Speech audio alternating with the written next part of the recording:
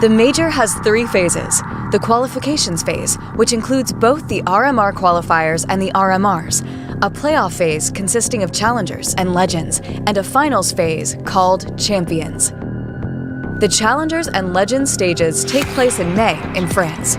For the challenger stage, 16 teams compete in a Swiss format across 4 days. Initial matches are best of 1, and all elimination and qualification matches are best of 3. 8 teams from the challengers advance to the legends stage. For the legends stage, the 8 teams from the challenger stage are joined by 8 teams that advance directly from the RMRs. These 16 teams compete in a Swiss format. Initial matches are best of 1, and all elimination and qualification matches are best of 3. 8 teams from legends advance to champions. Champions is the final stage of the major. The 8 best teams of the competition play in a best-of-3 knockout bracket. The winner will have their name cemented in Counter-Strike history and will walk away with $500,000 US.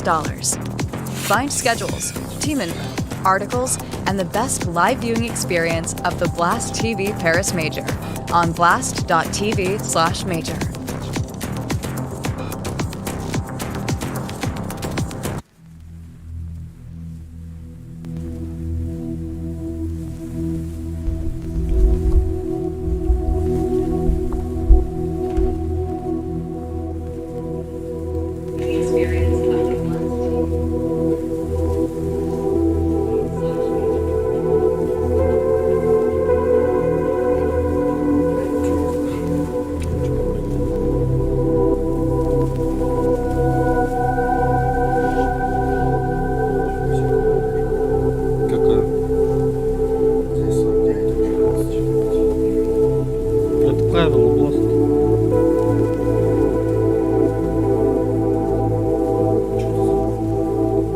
Это программа от NVIDIA подкаст, то есть можно создать любого вообще. То есть даже смотри, как я могу сделать.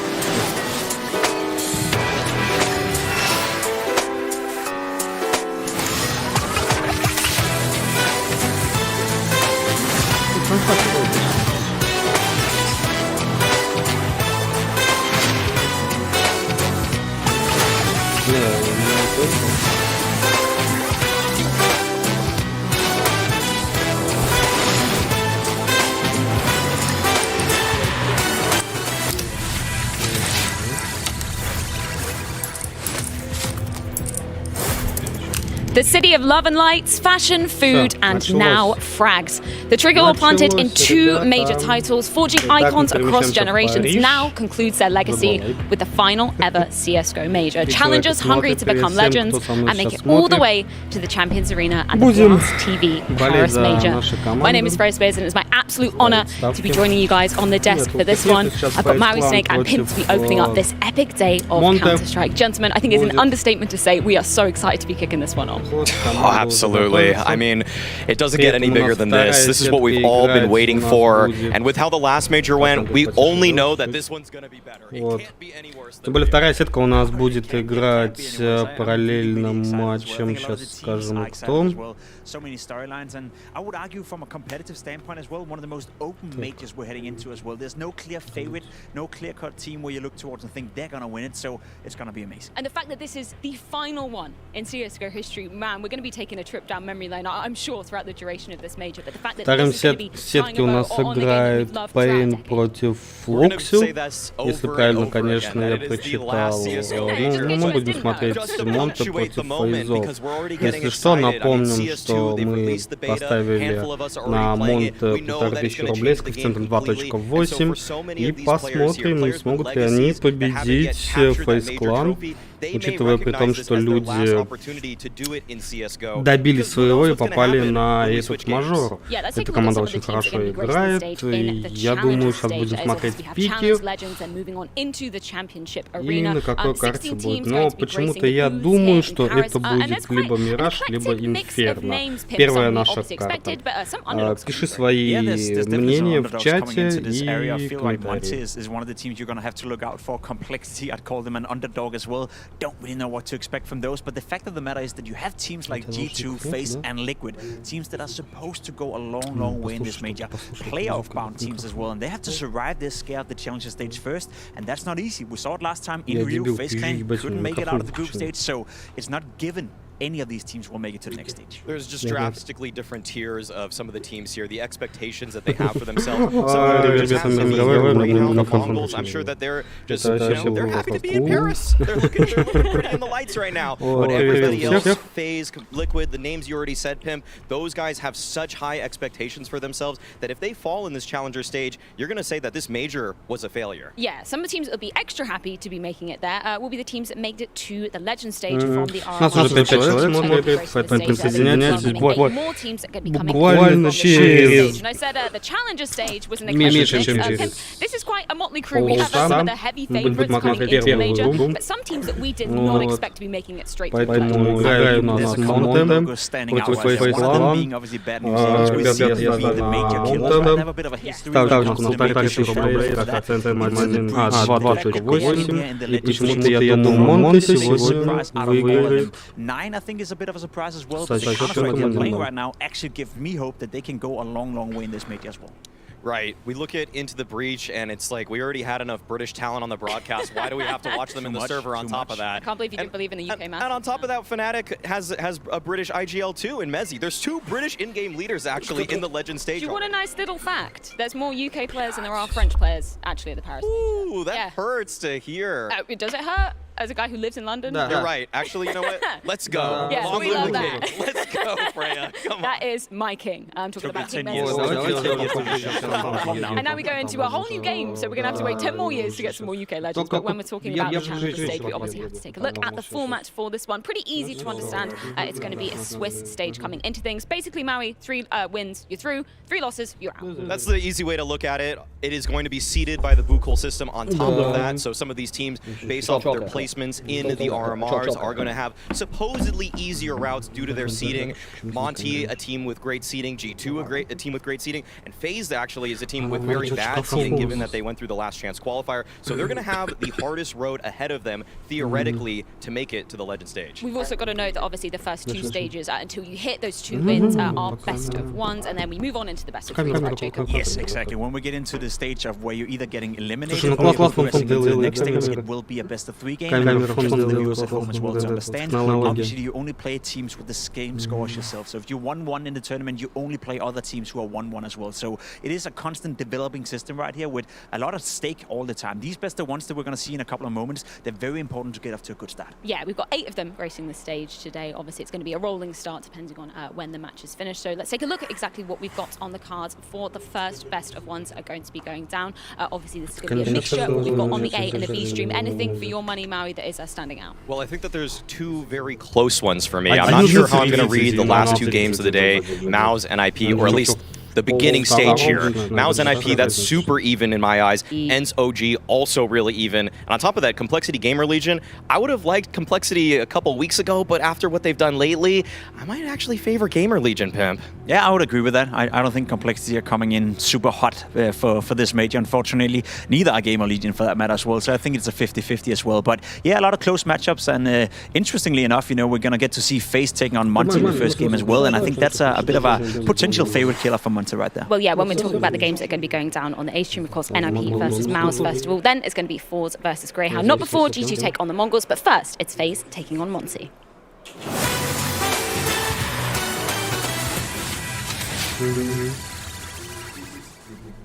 Considering there's been so much history, so much deep history going down in CSGO, we have almost over a decade of majors to be talking about. It's only fair that we recap some of that history that we've seen going down on our screens. We're throwing it back all the way to 2013, and we've kind of, narrowed it down to, I'd say, 4 distinct eras. And we've got to talk about the Swedes first of all, Maui. We're talking about Fnatic, we're talking about NIP, because they were dominant in the early era of CSGO. On top of that, I mean, it was a lot of individual players that just had so much strength from that region. You look at that Swedish era right there, you have 3 Fnatic championships, you have 1 NIP championship, and across those, it was JW winning the first MVP, you had Freiberg from NIP also chiming in with one of his own, then you had Olof and Flusha, 4 different MVPs from Sweden, and I would say that this region, Pimp, has had a bit of a fall from grace where there were 2 powerhouse rosters, and now it'd be pretty tough to scrounge together one 5-man team that you think can compete on the world stage. It's funny how that works, because I remember back in the days when I was growing up with Counter-Strike, when I was still competing, we were always looking towards the Swedes from Denmark and thinking, oh,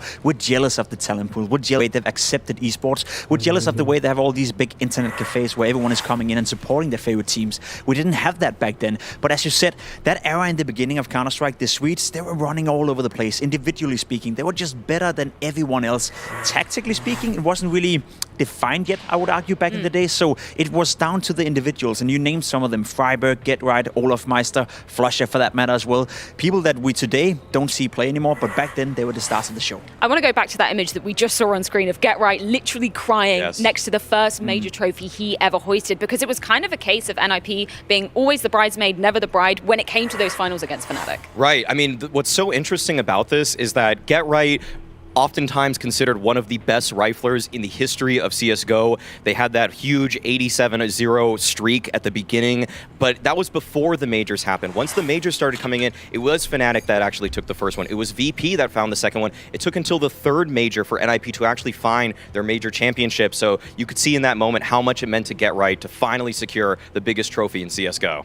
And then we move on to a completely different region, arguably, that really showed their dominance, getting 2 back-to-back majors, and that was kind of the SK-LG era of the rise of the Brazilians, Jacob. That was the first time we saw an international involvement sort of in Counter-Strike, right? It's been dominated by the Europeans, it was dominated by Sweden, dominated by Scandinavia, but all of a sudden this Brazilian flair came out, and it was the passion for the game that we saw, right? They were so passionate, they'd work harder than everyone else, they would practice harder than everyone else, and you got a feeling, at least back then playing against them, that they wanted it more than everyone else. So it was super cool to see Fallen succeed with this project. We saw in the beginning that he was coming out calling for financial help as well, trying to support the scene, and all of a sudden they raised to the occasion and became the best team in the world. There's a reason that they call Fallen the godfather of Brazilian CS, because what he did with this LG SK core is so impressive. To not necessarily have the strongest scrim partners, but be coming out of a region that was more or less just depleted in terms of talent and still show that their style of Counter-Strike could compete at the highest level.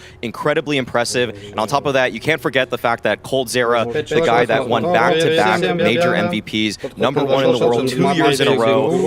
And seriously, just again, one of those riflers that is, you say his name in the same air that you do Get Right. It's just legendary players. It also, does put it into context just a little bit. The fact that we talk about the lack of practice partners, the lack of development in the Brazilian scene back then. They were able to make it happen. They were able to overcome those situations, whereas today, we hear about it in NA, a lot of the teams complaining about the lack of quality practice, etc., and I agree with that. There's some truth to that. But let's look at that lineup, right? Let's look at SK, let's look at that era. It can definitely happen if you're willing to put in the hours, willing to put in the work, and they were back then. And that's for me at least, one of the most interesting eras of Counter-Strike. Isn't it mad in that first image we saw? We saw Zeus right behind the team. Just now right he's just over there. He just came up to us and said, good luck, have fun. I mean, GLHF to them as well with Fluxo, because they're definitely underdogs in this one. Yeah, there he is, looking happy. Yeah. I mean, Zeus, he's just bestowing so much knowledge, of course. Actually in contention with some of the best coaches that the game has ever seen. I actually think you would probably say his name right up there with people like Blade, with what he was able to do, not only with this LG core, I mean, he also made Liquid look so much better when he joined their roster on top of that, and I think that he has just so much wisdom, and every time we get him up here, I hope we do get him on the desk at some point, he is just willing to say every single thing that's going right, going wrong, talking about other teams. He has a great idea of what's happening in the whole landscape. Well, speaking of legendary coaches, we've got to move on to talk about the big bad Danes of Astralis, because, man, that era was one of the most, if not the most dominant that we've seen in entire CSGO history. 4 majors to their name, no less. They redefined the way we think Counter-Strike, the way we play Counter-Strike, and the way we approach Counter-Strike. Not only in Denmark, of course, but overall, everyone was looking towards Astralis, thinking, okay, they're going to bed early. They're eating greens for breakfast, you know. They're trying to be healthy. They're trying to establish this, you know, I would say, image of themselves as being just a little bit better, the marginal gains approach as well. They redefined the tactical approach to Counter-Strike. They made it more team play heavy. They made it very grenade heavy as well. We talked about the utility usage for many, many times. We've been standing on the desk here now talking about the ADR, talking about the flash assist coming in as well. So it was a new era, not only for Astralis to dominate Counter-Strike, but they kind of defined and redefined the way we approach Counter-Strike and think Counter-Strike up until the point today. I love that you bring up the fact that they also started caring for themselves outside of the game. It actually is reminiscent of Fatality when he actually went on to be a dominant FPS player. People are kind of tuning in from other spaces right now that the guy that was the best arena shooter for some time, he was taking care of his fitness. He was taking care of his mental ability, making sure that he's eating well, not just staying up late, drinking energy drinks, you know, playing till 5 in the morning, whatever. No, Astralis took this seriously. They rose the game from a standard where, you know, it kind of did feel like anybody could come up and just win, but they said, no, you actually need to take care of yourself every single way. You need to make sure you are a compositely strong person who can win on top of just having the tactics too. And that's why it's kind of crazy when we're looking at that Astralis specifically, the split off that we've seen, obviously half of them going to Vitality, half of them staying with the star-studded org, and the fact that Astralis aren't even in contention to be lifting the trophy. No, not even at the major anymore, right? Didn't qualify this time around, and it's been a very big downfall for the organization in that regard, but that's how it goes sometimes, right? We praised them for being good for such a long period. They won 4 majors, and one of the underrated aspects for me as well to that Astralis era is that they even won tournaments and majors without being at their top game. I remember the Berlin major as well coming into that. No one really believed in them. They didn't play the best of the best Counter-Strike and still ended up winning the major. So they were so much better than everyone else that they were able to win a major, able to win tournaments playing their C or B level, and that to me stood out as the Astralis era. And that's really why people still want to hold Glaive as that GOAT in-game leader, because even though Kerrigan, who's right behind us actually, is making a true case for himself, Glaive got it done on the biggest stages. To win those majors in some of the comebacks that they did, the E-League Atlanta one, for example, versus Virtus Pro, the way that he called in that match in particular, just gutsy T-side calling on Train, one of the hardest maps to call on, and yet he still got it done, was a captain, was a leader, was a tactical genius. I mean, you have to pay your respects to him. It's a shame that he didn't make it, but a couple of his teammates did, obviously. Dupree, Magisk, they have another chance here in Paris to keep writing their name in the history books. We also got to pay our respects to France, obviously, because 2 teams independently lifted that major trophy. Of course, it spanned over a couple of years, 2013, and then moving into the later stages of 2015. We saw LDLC and, of course, Envious lifting the trophy. Yeah, this is kind of a nice little ode to where we are right now. The fact that France were able to win a couple of championships early on, led by Happy for LDLC. And on Envious, I mean, again, one of the greatest oppers of all time, Kenny S, taking the MVP there. Kind of an interesting time, Pimp, just the style that they played. I felt like it was kind of like this, like off meta, where the Swedes wanted to spread out everywhere. I felt like it was Happy and then his team on the other side of the map. Very different. It was the Wolfpack mentality. You see it happen a lot in FaZe today as well. It'll be 4 players going to one bomb site, then Happy to another, and they just come in as a Wolfpack and own you. You know, a little bit of a fun tidbit to that one as well. LDLC winning that major in 2014. They were actually eliminated from a game. We remember the Olaf boost situation in the quarterfinal where they actually lost the game, you know, fair, unfair, say what you want, right? But they ended up getting re-entered into the tournament after Fnatic withdrew and ended up winning the entire thing. So I look at these 2 French teams, I look at Envious, I look at LDLC, and I think, yes, those were one-off. I don't consider that to be an era. I don't consider that to be a playstyle that was sustainable, but there was a period of Counter-Strike where I remember practicing against them. I remember playing against them. It was hella annoying because you felt like you couldn't do anything against it unless you were 100% on top of your individual level. So they played to their strengths, they played to their forces, but it didn't really define the way you play Counter-Strike. Just very quickly as well, looking across these 6 faces on the screen, only one now standing coming into this Paris major. That's Apex, who transitioned from that crazy aggressive entry fragger into an in-game leader for Vitality now. The career pivot that Apex had is incredibly admirable, and I still don't think people are giving Apex enough credit from going to what many would have considered a brain-dead entry fragger to being one of the brightest in-game leaders. For me, he's a top 5 in-game leader right now, and I would have never said that. I never would have thought in 2014 if you said, yeah, Apex is going to be one of the best in-game leaders. I'd be like, shut up. Just just shut up. Just stuff it. But he is now. And so he has evolved as a player, and for him to be joining with some of that old Astralis core, it's very cool to see that they're uniting right now to try to have one last crack at winning a major. Did you just call Apex Brindle? I said in 2014, that might have been what people said. Like calling Tarek a peanut brain or something like that. Also major MVP. I knew there was a reason why we got both of you on the desk together. That totally makes sense. Similar insults going out. But yeah, we're going to head things to a quick break before we continue here at the Blast TV Paris Major. When we're back, we're going to discover exactly how all of the teams made it to this very stage.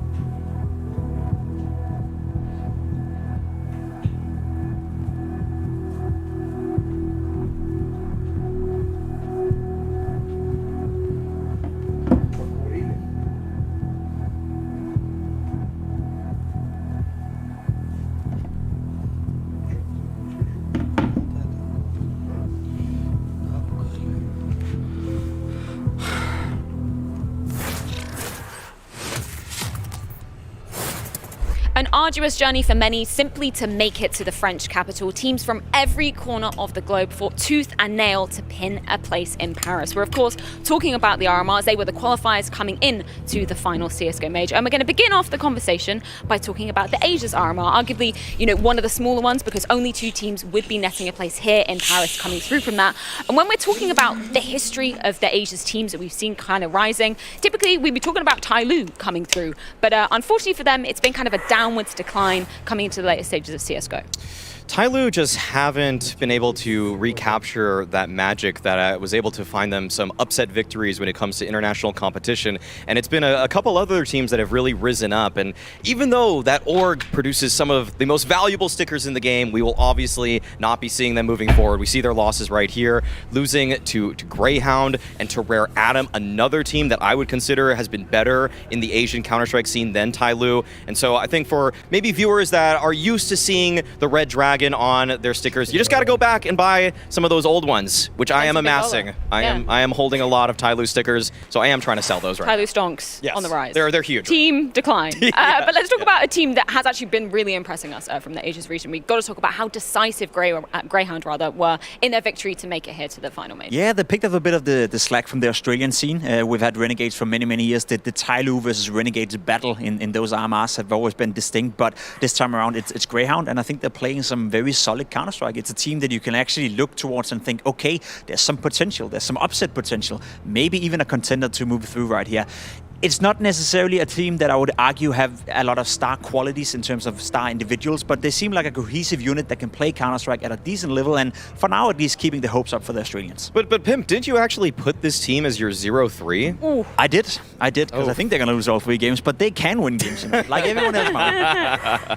Are you looking at them as just, expectations for Greyhound? Is this a case of, I mean, you've obviously said 0-3, that's what you're expecting. Do you think they could upset? Do you think they could potentially take down some teams? I have slightly more faith than Pimp in Greyhound, but I'm not going to actually put them as a team that I'm saying is a favorite to make it through or anything like that. But I think that they could win a matchup here or there, especially if they play the Mongols, if they end up playing a team like Fluxo, kind of that bottom rung. I'd say that they're the top team in the bottom tier for me, if that makes sense. Yep. But that's my issue, right? Because when I look at all the other teams, and that's not a dig at Greyhound, because I think they are playing better. It is getting a more consistent team as well to watch. I only see the Mongols as the one team they should beat, maybe even Complexity given what happened in Melbourne, but that's about it. All the other European teams, all the other teams who qualified for the Challenger States are on paper better than Greyhound, so it's not a dig at them, it's just everyone else is good as well. Which is kind of weird when we talk about Mongols, because formerly known as IHC, obviously they made waves back at Katowice, but there has been changes since then, Maui. Right. They dropped Score, they benched him.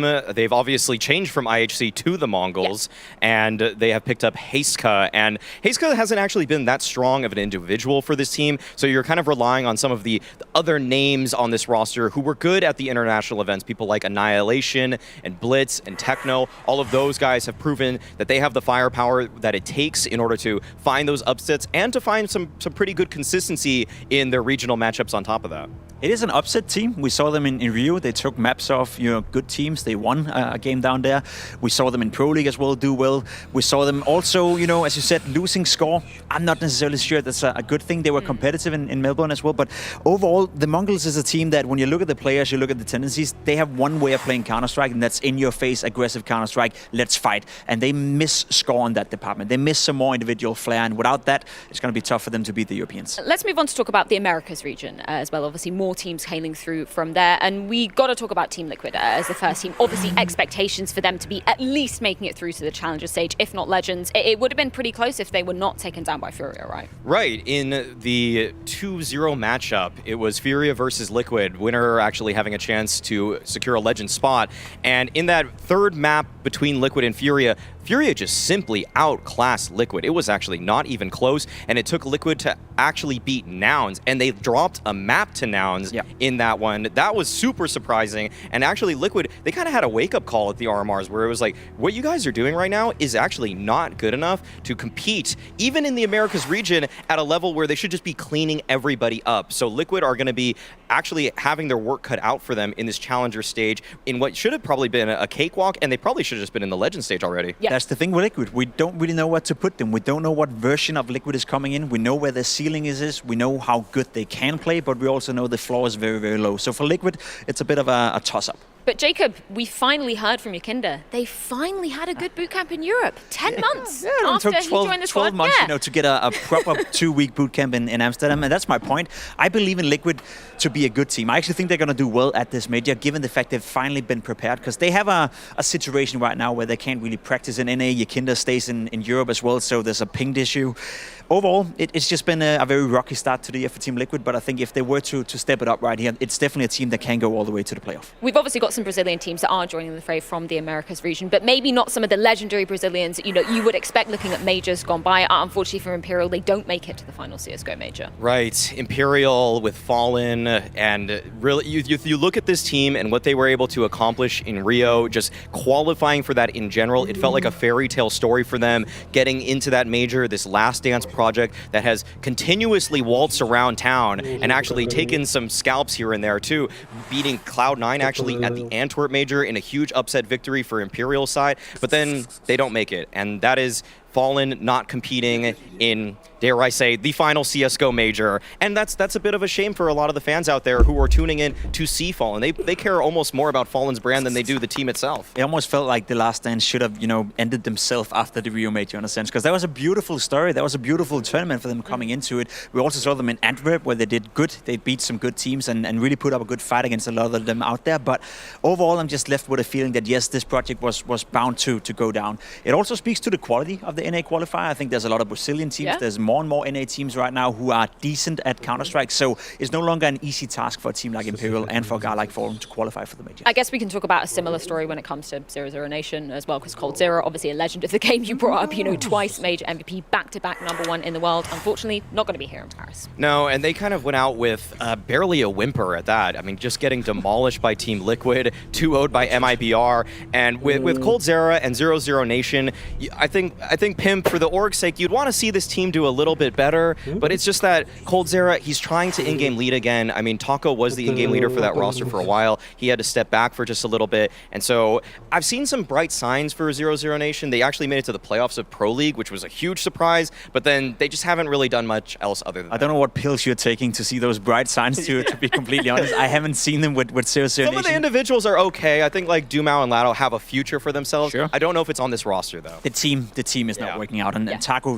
being left out of the last qualifier for the major is also just a dint into what has been a very disappointing venture for 00 Nation and coldzera for that matter as well. Yeah, from lows to highs, we've got to talk about the European teams that did manage to qualify here in Paris. Of course, there's a whole load of them coming over from the Europe side. We split them into two RMRs, Europe RMR A and Europe RMR B, and we've got to talk about the UK Massive to start off with, Into the Breach, going all the way through to Legends Maui. Nobody saw it coming, but man, I'm happy. It is legitimately hilarious that Into the Breach made it, because their in-game leader of Thomas was just kind of this entry fragger, high fragging player for the side of Endpoints. He was removed from that roster for kind of interpersonal issues, and then he comes out as an in-game leader, and look at this. He takes down Virtus Pro, he takes down B8 in the 2-1 matchup, went to overtime against Navi. I mean, some of these results are legitimately impressive, and so Into the Breach, they have to be proud of themselves, and I think a lot of people are looking at Cypher as this player for this roster that you need to just keep your eye on this guy, because he might be able to blow everybody out of the water. I 100% agree. I love that,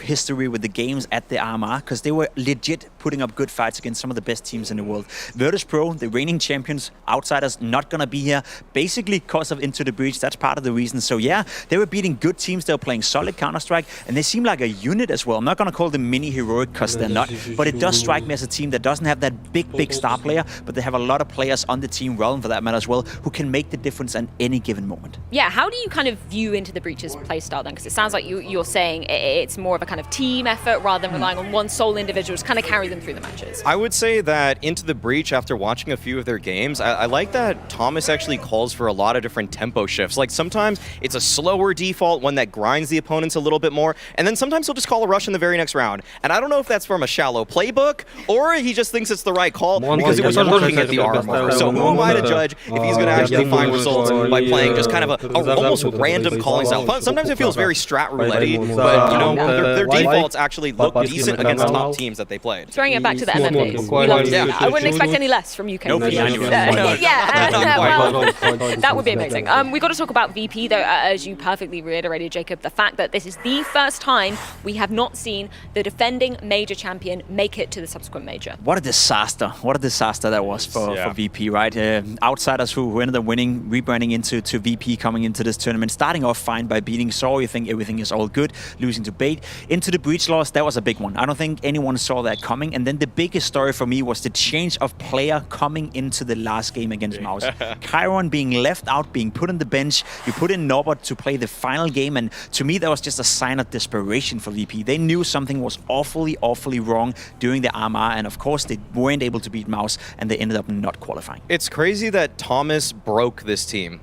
UK's Thomas broke the defending major champions in a best of one. Yeah, the fact that they actually changed players, like you were saying, Pimp, I mean, I've never seen anything like that. No. Even like 6-man rosters have been toyed with. This was not an attempt at a 6-man roster. This was them just hitting the panic button. The big red button on the table said, we need Norbert back. And I think a lot of people were saying like Norbert was probably their worst player at the last event, but it has to be some kind of internal issue that it's impossible to explain until we get the vlogs from James. No, and we literally didn't get it explained either. They were like, let's not talk about it. No, nothing happened. It's the same person, which was kind of nuts. It's just an amateur party, to be completely honest. If you have so many internal struggles, if you're not believing in Kyron for whatever reason, could be his attitude, could be the way he's playing, could be the way James is calling. I don't know what the reasons may be, but the fact that you don't solve that before the biggest event of the year for yourself to qualify for the very last CSGO major, it's just too amateuristic for me to be a part of. So I don't really mind them not being here. Of course, not being here for James is a bit of a disaster, not being here as the reigning champions, but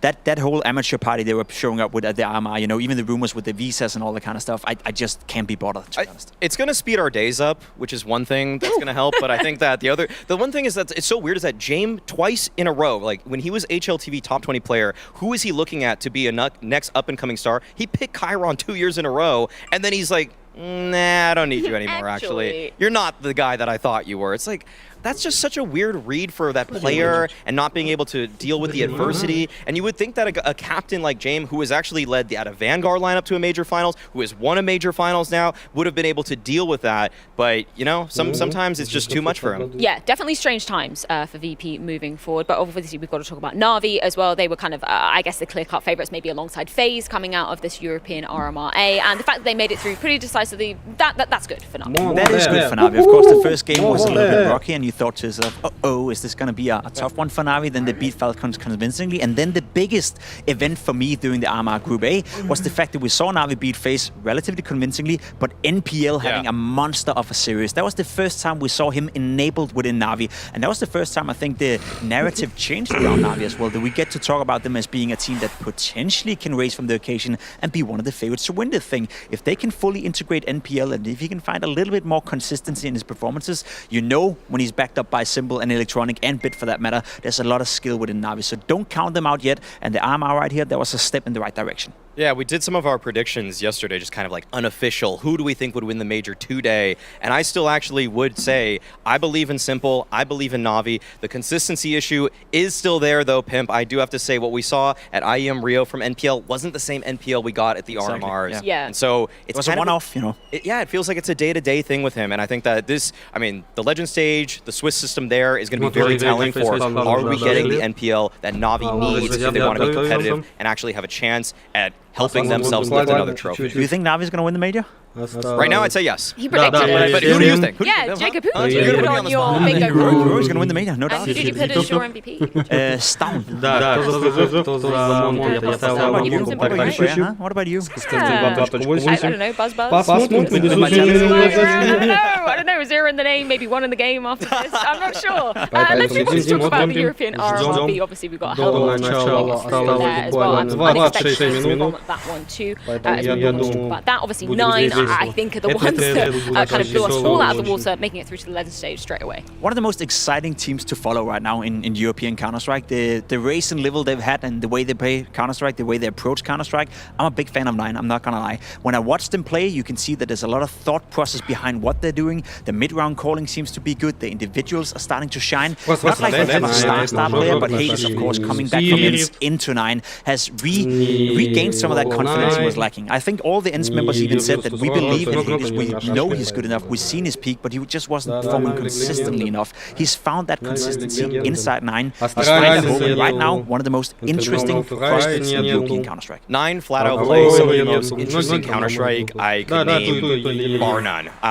Teams like Heroic that are just super active, it really feels like 9 took a page out of their book and just always want to be the team that's a little bit more proactive than their opponents. They're never going to just sit on their heels, wait for some play to be made, try to find a good reaction in the moment while they're panicked. No, they're going to be taking the fight to their opponents constantly, and these are huge wins for them. G2, Big, and Vitality. I don't think this is the most legit 3-0 that I've seen. I don't know how you could actually make it any harder for a team like that. Agree. You know, you look at those teams, you look at who he's beating as well, it's fantastic to see 9 play at that level. The G2 win again in the very first game on Nuke. You know, perhaps G2 the best Nuke team in the world. That was a sign of class right there coming out of 9. So yeah, overall, very, very impressive way to the major Legend states. You talk about a team like Fnatic who didn't beat a single team within top 30, I think, to make it to Legends. And then you look at 9's route towards it, right? You beat G2, you beat Big, and you beat Vitality. All 3 teams at a very high level. And we're talking about what 9 have been doing since that RMR as well. They've been at a hell of a lot of tournaments. Sure, they haven't really made it to the top of many of them, but the fact that they're getting that practice in, that's a good sign considering that they're waiting in that Legend stage. For teams in 2023 in official maps played, they have the 2nd most maps played. The only team with any more is Monte. And so for 9, I actually think that the quality of games that they're playing is higher than Monte's too. They're playing some of the bigger cups. They're actually qualifying, making it through some of those tournaments to play things like the Blast Showdown, to play IEM Rio. They're actually punching their tickets in to bigger events. And so even though Monte might have more in terms of quantity, it's quality where 9 actually wins in both categories. Now, we did touch on it earlier. Obviously, the Danes, unfortunately, Astralis won't be making it here to the final CSGO major. Obviously, it's a disappointment when we're talking about the historical aspect of Counter-Strike, Jacob, but I don't think we could say, you know, it's a huge upset or necessarily unexpected. Sure, we would have hoped them to make it through, but it's a different Astralis that we're talking about in 2023. It's a complete different Astralis, right? And you use the word unfortunate. I'm not quite sure that's the case for me anymore, because I do feel like they needed that wake-up call, and they've had that wake-up call many, many times, and the lack of reaction coming out from Astralis, whether that being the management, whether that being the players, whether that being the way they're scouting new talent into the team, there's been a lot of flaws happening the past couple of years, and this is the culmination of that. Astralis not being at the last CSGO major, for them as an organization, is an absolute disaster, especially when you consider the form coming into this qualifier. That was the first time they're actually starting to play good Counter-Strike. Device came back into the lineup, he's thriving, Glaive was starting to show promising signs, Boss was upping himself as way in level, and then you look at these results, they just weren't able to get it done. Losing to Vitality 16-14 on paper looks like a close game. They were down 14-5, wasn't really. Losing to Eternal Fire, simply not okay if you're a team contesting to going into the major. Spirit is nowhere to be found right now, and then losing to NIP, who's also been struggling massively in 23. These results right here is just the recipe of a disaster for a Danish organization, as you said, who's won the most majors of all time. To have the quality of players on Astralis in just BlameF and Device, you would think that is actually just good enough, because a lot of the top teams right now have more or less 2 stars. You think of like Vitality right now, ZywOo and Spinx. If you actually compare them person to person, Device may be just a little bit worse than ZywOo, but like BlameF versus Spinx, that's actually that's a debate right there. And so if you have those kind of pieces, that left and right hook, I would think that an IGL that has achieved such all-time great status as Glaive would have been able to put it together. But I'm glad that at least Astralis took Xyp9x out of the roster after this disappointment. I mean, I felt like that was just way too little too late. They're trying out Altex right now from the talent team, and you know, Astralis right now, they're on a completely different journey for themselves, but I hope that they're able to put it together, just because I want to see Device and BlameF compete. That's what I want from this team. Well, that's my point, right? Yeah. No one should feel sorry for Astralis, because you said it right here. Putting Xyp9x out of the team, that's 1 year too late. I remember last year at Cologne where they went to, was it the semi-final or the quarterfinal? Yeah, that bought them another 6 months with that lineup. They thought, okay, maybe we got something here, while in reality, it was a smokescreen. So I'm not feeling sorry for Astralis, and I don't think anyone out there should feel sorry for them. This is the wrongdoings of their own, and this is the reason they're not here. Obviously, you mentioned Vitality. That was a team that did manage to take down Astralis. It's only apt that we speak about them coming onto home soil. Obviously, I'm going to ignore the 3 Danes that are on that side and just talk about them as French, basically. Can you ignore your bias for Vitality as well? No, I'm not going to do that. Maybe we should put a Maniac up on here and spit some truths about Vitality. But yeah, we have to talk about their kind of road coming through the European RMR. In terms of what you expected of them, Maui, obviously expectations super high, because not only they want to be gracing the stage in Paris, but for Decree, he wants to make every single major in CSGO history. And he has. He has achieved that feat. The only player to actually qualify for every single major. It feels like we have all these players, all these people that we just think of all-time greats, that they have so much longevity, but Dupree has achieved something that none of them can attest to. And so for Vitality going into this event, it does feel like they're ramping up at the right time. Just coming off the back of winning IEM Rio, looking like a team from those results at the RMR that Vitality can take down anybody. G2 doesn't matter. But the only person that took him down was 9.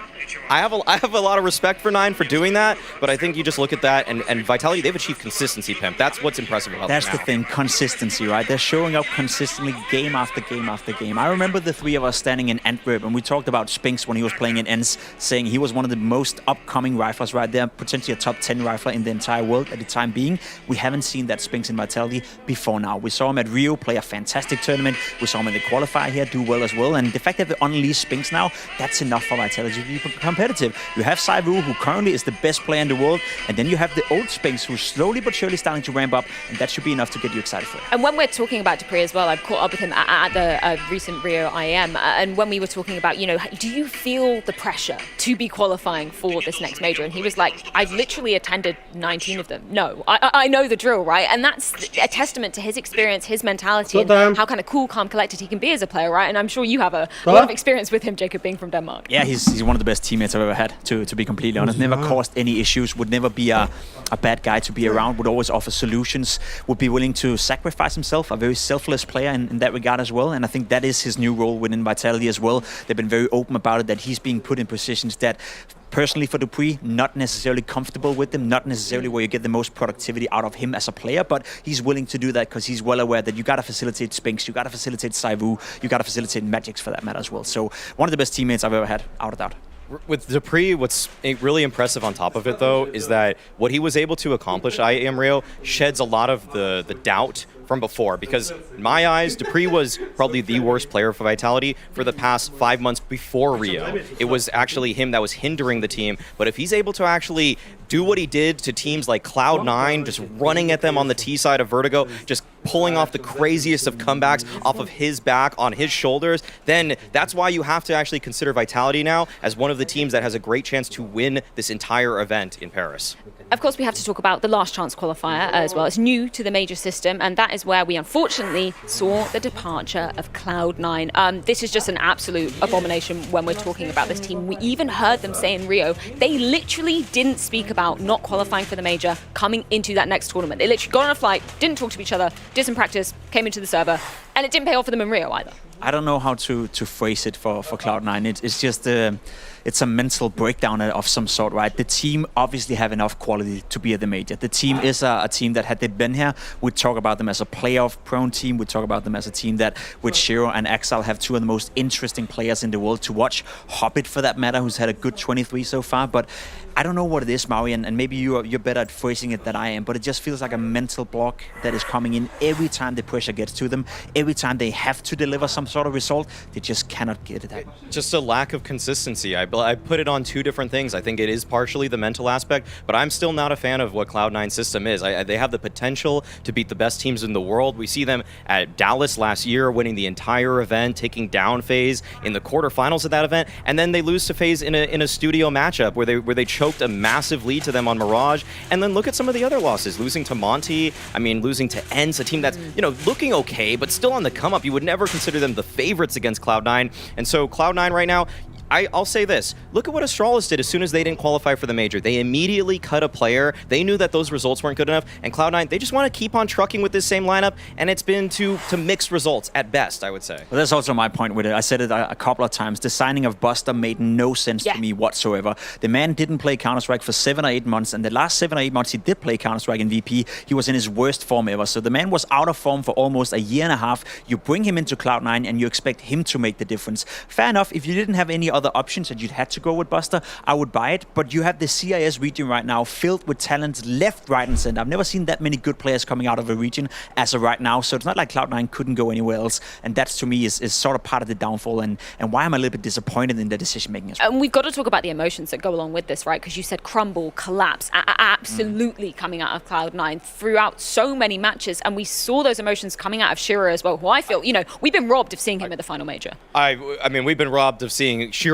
We've been robbed of seeing Exile. The fact that we're not getting who was the best rifler of last year at this event. We're not getting one of the best oppers in the world at this event. I mean, it feels very similar to not seeing BlameF in Device. And for Shiro and the emotions, I mean, he was crying mid-match. I've never really even seen that, where you just know that everything is falling apart, that it's on his face, that he knows that our chances are slipping right through our fingers right now, and that we have a great opportunity to get to the major, and we're letting it go right in front of us. It happened in Rio. It happened in Rio as well, in the quarterfinal against Mouse, third deciding map on Ancient. I believe Cloud9 were up 5-0, 6-0. Everything was running, and then everything just fell apart, and you could see the players completely lose it in the game. I think the reason why Shiro was crying in that end match, he could feel that happening again, right? He'd been there before, he'd felt the situation before, and now it was all unfolding in front of him once more. And for a young player like Shiro, perhaps just a bit too much to handle. Inversely, when we're talking about the last chance qualifier, FaZe making it through by the skin of their teeth. We're talking about the Antwerp major champions having to go to that last chance qualifier. That is not a good sign for them.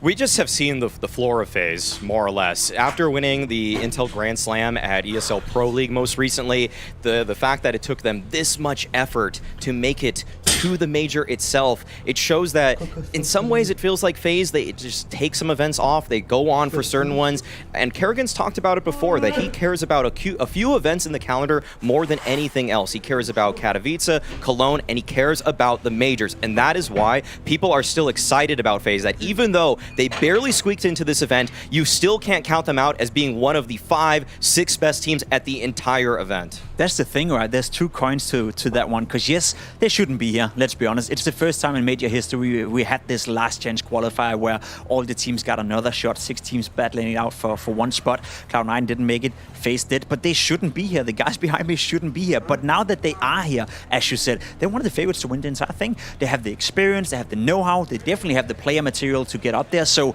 yeah, FaZe probably shouldn't be at this major, which in itself would have been a disaster, but I wouldn't be surprised if they stand in the final in a couple of weeks. And it's kind of nuts, right? We heard from Kerrigan in a recent interview that he said, you know, we got complacent. After going 2-0 up, it was like, we literally have to win one more series. That's going to happen. Oh, wait, we've lost to Navi, we've lost to BNE. Oh, we've lost to Mouse. Shit. Jeez. I just think that FaZe are the biggest procrastinators in this space. It's like you're always working on that paper. Oh, you see the due date is at 10 a.m. You say, yeah, I'll start it at 11.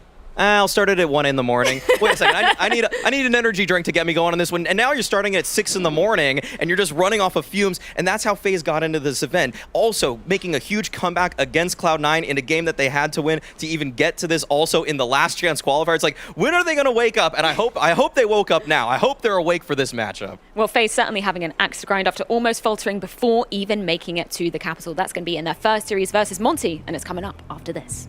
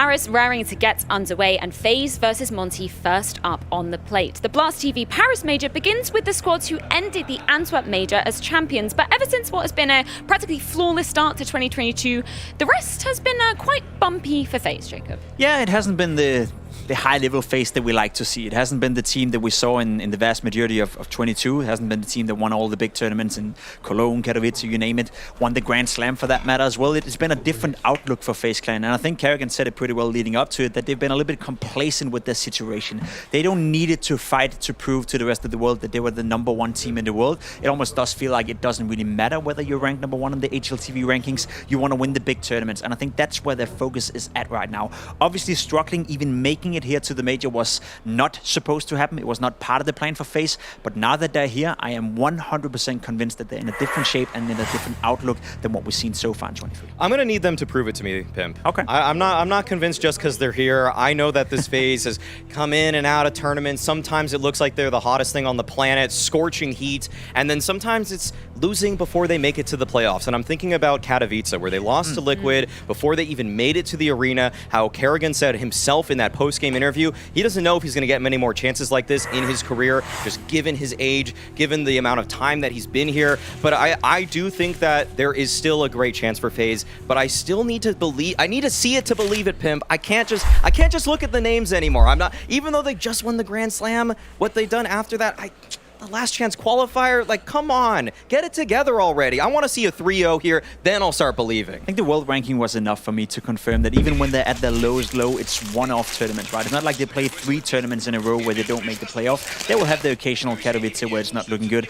Then they'll win the Pro League, then they'll have a bad tournament, then they'll win the next one. So yes, it's bound to happen here at the major. I'm 100% convinced that FaZe will have a good one. Okay. Well, what were the worrying signs for you then, looking at the RMR, looking at the last chance qualifier? Was it just a case, as Jacob said, you know, seeing that they were getting complacent in the server, kind of taking it for granted that they would just make it through because they've got really star-studded lineup? So I've tried talking to Kerrigan about this. At ESL Pro League, was able to catch his ear just talking about what are you going to do to raise your floor? Because I guess that's my biggest concern with FaZe sometimes. What is it that they need to do? And he said that they were starting to add more structure, trying to have more layers to their playbook, make sure that there's always some kind of action that's taking place. But still, at the RM, even after he said that, at the RMR, at the last chance qualifier, I saw a lot of passive play. Sometimes they're just kind of sitting back, waiting for the action. And I want to say the map that has been seared into my brain the most of all of these results, the Maus loss on Inferno, where so frequently they just had Rain and Kerrigan backed up, turtling in that B bomb site, and every single Maus hit that they went for just worked because they had full control, they had all the space, Mauses that is,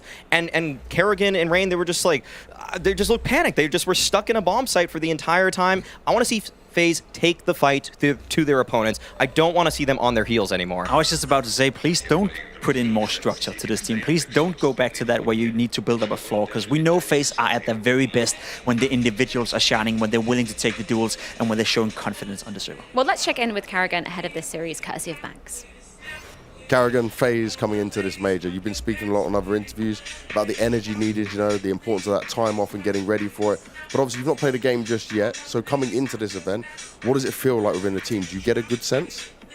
Actually, I think we are pretty relaxed. I think it comes down to the mindset of us thinking about in another universe we wouldn't be here if there wouldn't be a last chance qualifier.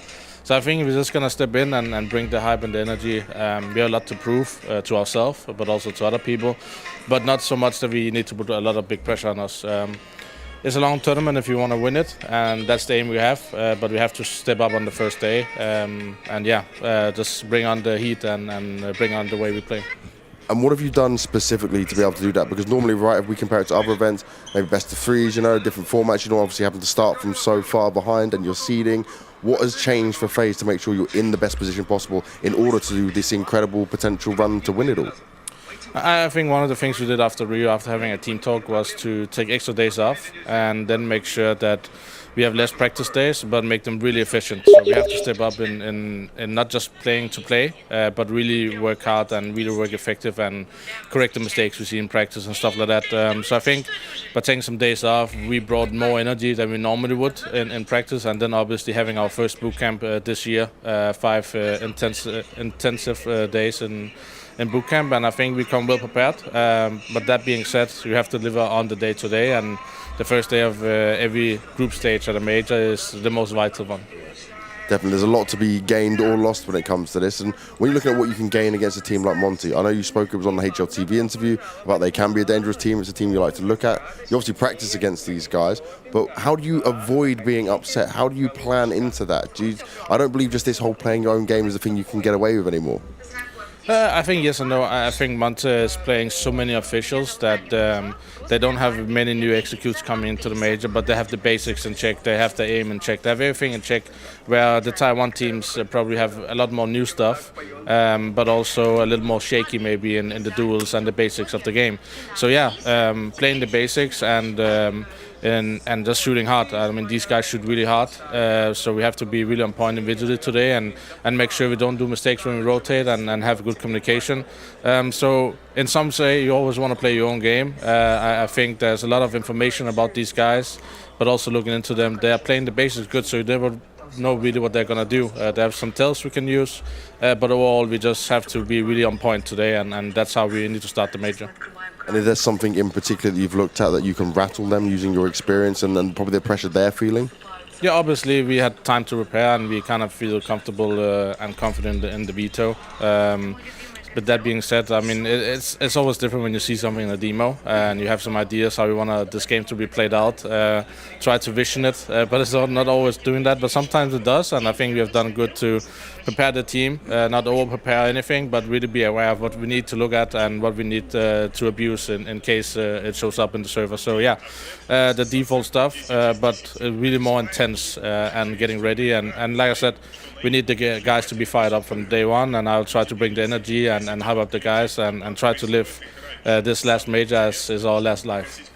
Yeah, interesting to get a bit more insight about the boot camping for FaZe coming into things, because we heard, after Rio, they actually took 4 days off where they did not touch Counter-Strike at all before coming into that 5-day boot camp, Maui. I actually think that's okay. Yeah. I actually think that's a wise way to go. You don't want to burn yourself out too much. You want to make sure that you peak at the right time. And having a boot camp right before shows that they're taking this seriously and taking a few days off. Sometimes you just step away from the game. I'm sure you felt this, Pimp. You take a step away, day or two. You come back, you're like, wow, why am I so good at the game all of a sudden? Yeah, it does feel good sometimes when you're allowing yourself to take a break. I remember Twist saying on Twitter as well that they were struggling mentally as well. It's been a very rough beginning to the year, very busy beginning to the year, constantly traveling back and forth, and you see it right here in quotation as well. For Twist and FaZe to feel that pressure and to feel burned out early in the season, it was probably a good idea to take the 4 days off. My point here though is that a lot of the other teams turning up for this major are not as tired as FaZe, haven't played as many tournaments, haven't experienced as much as these guys. Rain, for the matter as well, just became a dad as well, so there's a lot of stuff going on within these players' life, right? And right now you're looking towards FaZe Clan as a team that we know the ceiling, we know what they can produce, we know how good they can be, but are they ready for it? Have they played enough compared to teams like Pain, compared to Monte, all these teams who've been boot camping for 14 days leading up to this tournament? I think that's the thing, right? Because we were looking at FaZe and the pressure was on for them to get the Intel Grand Slam before the time ran out. So they were going to be putting, head and shoulders above effort compared to a lot of the other teams when we were coming into those tournaments that would qualify them for the Intel Grand Slam. I would think that actually winning it at ESL Pro League took a lot of weight off their shoulders. Definitely. They would have been looking at Rio. They would have thought that they had to play that in some totally different way. They would have been looking at the next event after the major too and thought, oh man, we still have this Grand Slam that's just kind of weighing on us so much. But now that they've freed themselves of that burden, now that they've collected those gold bars, they know and they can believe in themselves coming into this event. We're talking about how Vitality has ramped up coming into this event. FaZe have actually done something very similar. It's just that it's had a little bit more space between it. Winning ESL Pro League, showing that they still got what it takes for a long, grueling season. Like, we know that they know how to put in the effort, but I think this game itself is just going to be a huge test and a big check in terms of what sort of mindset are FaZe in, because it does seem like if they're coming in within the right headspace, they can take it all. But if they drop the ball here to Monte, then I'm going to count them out pretty early in this tournament. Ooh. Oh, wow. Okay. Bold prediction there. I guess particularly when we're talking about Monte's playstyle, I guess that could be pretty interesting coming into things for FaZe. I do want to bring some attention to Brokey, though, because obviously in the beginning of 2022, he was looking on incredible consistent form when they were, collecting up so many trophies. Where would you compare him now, Pimp? Do you feel like we're still seeing that kind of same consistent level of Brokey? No, I don't think we are, and that's a bit of an issue for Brokey. He's not necessarily the most consistent player out there. He has a lot of X factor to him, though. I like watching Brokey play Counter-Strike. He's the type of player that out of nowhere nowhere can change the tide of a game, out of nowhere can make sure that you go from a bad position to a better position. I always like to phrase it as he's a player that also plays on his intuition. He's not I wouldn't call him a non-smart player, but he plays a lot on his intuition, right? He's not the classic Robs or Twist for that matter, or Kerrigan, who's very calculated in the decision making, calculated in how to find entries. Robs is just doing, Brokey is just doing whatever he feels comfortable with, and when he is having confidence, he's playing well, and when not, he's struggling sometimes to find that impact and to be the X factor that he needs to be within FaZe.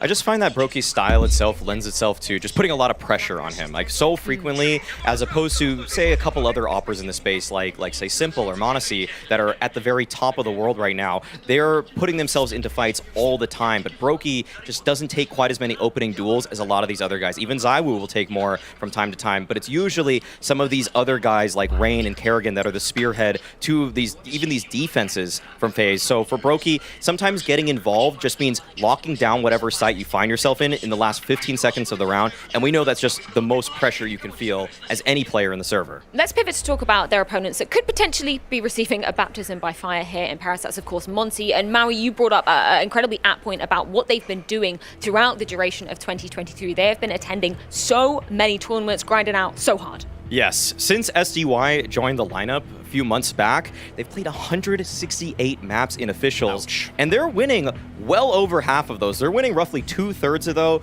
and I think that the addition of SDY, because they were playing with Fessor before, it elevated this team immensely. It felt like he brought some of that veteran savvy, and sure, he's not necessarily popping off the page in terms of statistics, but being a solid 1.09 player, one that is reliably fragging for Monte and bringing whatever those experiences were back to Monte from Na'Vi. You know that they've upgraded their playbook, but it's not actually SDY that I think has caught Pimp in my attention for this team, Pimp. It's been Boros. He's been lights out. He's been absolutely lights out. He's been playing some fantastic Counter-Strike. The way he performed during the RMR was way above what anyone could have expected coming out of Boros. I was looking up his stats as well and making sure to look at his development as well from 2020 and up until 2023. Every single year he's gotten better and better and better. And now we finally see potentially the peak right here.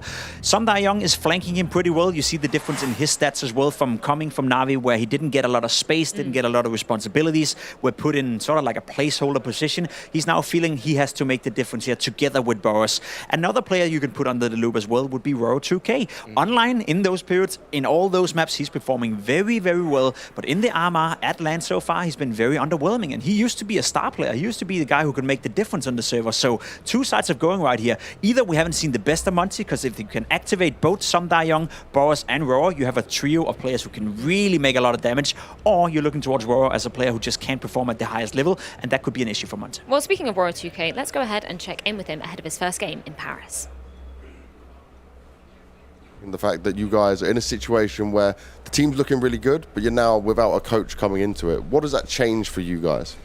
Maybe it's a bit moral change, but overall we already play without coach, and we prepare for this. Before our when coach went to Ukraine, we was understanding most likely he will not come, and we was preparing for this. Yes. Well, that's good that you're prepared and you know what's going to happen. I've been looking at your recent results as well online. Things have been looking great for your team, but you haven't played any of like the elite, right? The tier 1 teams. Do you think that matters coming into this event? I think we can do the same like online and play another game, and we will show our the best Counter-Strike here. And you guys were on boot camp as well for quite a lot of time, but now obviously there's more demos, there's more things that the other teams can look at it when it comes to seeing what Monte have. What do you feel was the biggest benefit of your boot camp? How much have you been able to change specifically for the major? I think we add a lot of stuff on boot camp. Overall, like yeah, we wanna go to home, but we stay on boot camp, and we was full preparing for this tournament. That's it. And with having a boot camp that's so long, tell me about the energy and the motivation with the team. Do you feel like you still have high energy? Because it must be quite tiring. Our motivation is so good because it's our first major, and we want to show our best. It's, I can say it starts for us, for everyone like player, except Vitya, and yeah, we want to show the best. Motivation is very, very good. I like it. That's very positive to hear. And you're coming into this as a higher seed than FaZe, but do you still consider yourselves the underdogs in the matchup? No, I don't think we are underdogs. We played versus them Prague before. We know how they play, and I think Overall, I think we can beat everyone here. Confident words from Woro2K, and that's exactly what we like to hear. Let's pivot the conversation back to Boros, though, because during the RMR, obviously, he just blew us all out of the water, particularly when it came to that opening ability and rounds. And you had quite an interesting point about him, Maui. You know, he's not just this kind of, pea-brain entry fragger that we would call it. It's very calculated as well, right? Yes, and even though he had about a 30% attempt rate on opening duels, it wasn't that he was just flying at his opponents all the time. Sometimes he's actually playing back, and based off of the system that Monte have created, he's just the first person that's going to make contact, and it's not necessarily just throwing him. Like, don't think of Yakindar when you think of Boros. They're two completely different styles of entry fraggers. Yes, Boros will approach his opponent sometimes, but it's sometimes a little bit more calculated, and it's just more that Monte are almost trying to funnel their opponents to him. Like on Connector on Mirage, for example, they're going to just run at him, and the thing is that Monte are comfortable letting Boros be that first point of contact. He seems very flexible in that regard as well. I remember the interview Some Da Young did during the RMR when they said Nafany's playing Connector, Boros, go at him, Yeah. It's sort of like a dog you can just release sometimes and you just go and bite the opponent. And he has that ability to be hyper-aggressive, to look for the fights. But as you said, there's some calculated stuff coming in from Boros as well. Seems very flexible, feels very calculated. Seems like a player that right now is taking that step to the next level. I said it coming into it as well. Sure, Monte is a very interesting team. They could go through right here. They could end up in the legend stage. But right now, Boros is also auditioning to the rest of the world. There must be tier 1 teams right now that has Boros on their radar thinking if he can perform at the major, that's a player we need to secure for Counter-Strike 2 coming after. As Wario alluded to as well, unfortunately, a little dent in Monte's armor. Their coach won't be standing behind them, and that's tough for any team to be facing. Right? That's really tough. I mean, LMBT unable to come to the major due to world circumstances is extra tough because Woro isn't really a bred IGL. Like, he's an Opera first star player at that, and he has been calling for them from time to time. But you would have thought that LMBT was probably giving him a huge hand because it's not that Woro2K came up in this space and was this brilliant caller that just decided to start opping. It was more like he was an Opera first caller later. And when you have that kind of just rise, then you are always going to be depending on that guy behind you. Those timeouts, they're so vital to actually putting together some kind of plan. And that to me is almost going to say maybe someone like SDY needs to chime in a little bit more. The players with a little bit more experience need to help Woro2K out when his head is hitting the wall. I think that's the case, yeah. I think Some Da Young is getting more responsibility within this squad. I think that's been the case as well ever since he was joining. Obviously, having played with Blade, I think you can learn a lot from being part of that Na'Vi stint. So a lot of the good stuff coming from Na'Vi is probably being brought into Monte, and that's also what Kerrigan gave them credit for. Yeah. They do the basics very, very well. It's not just a team of 5 players running around playing FaZe or playing FPL.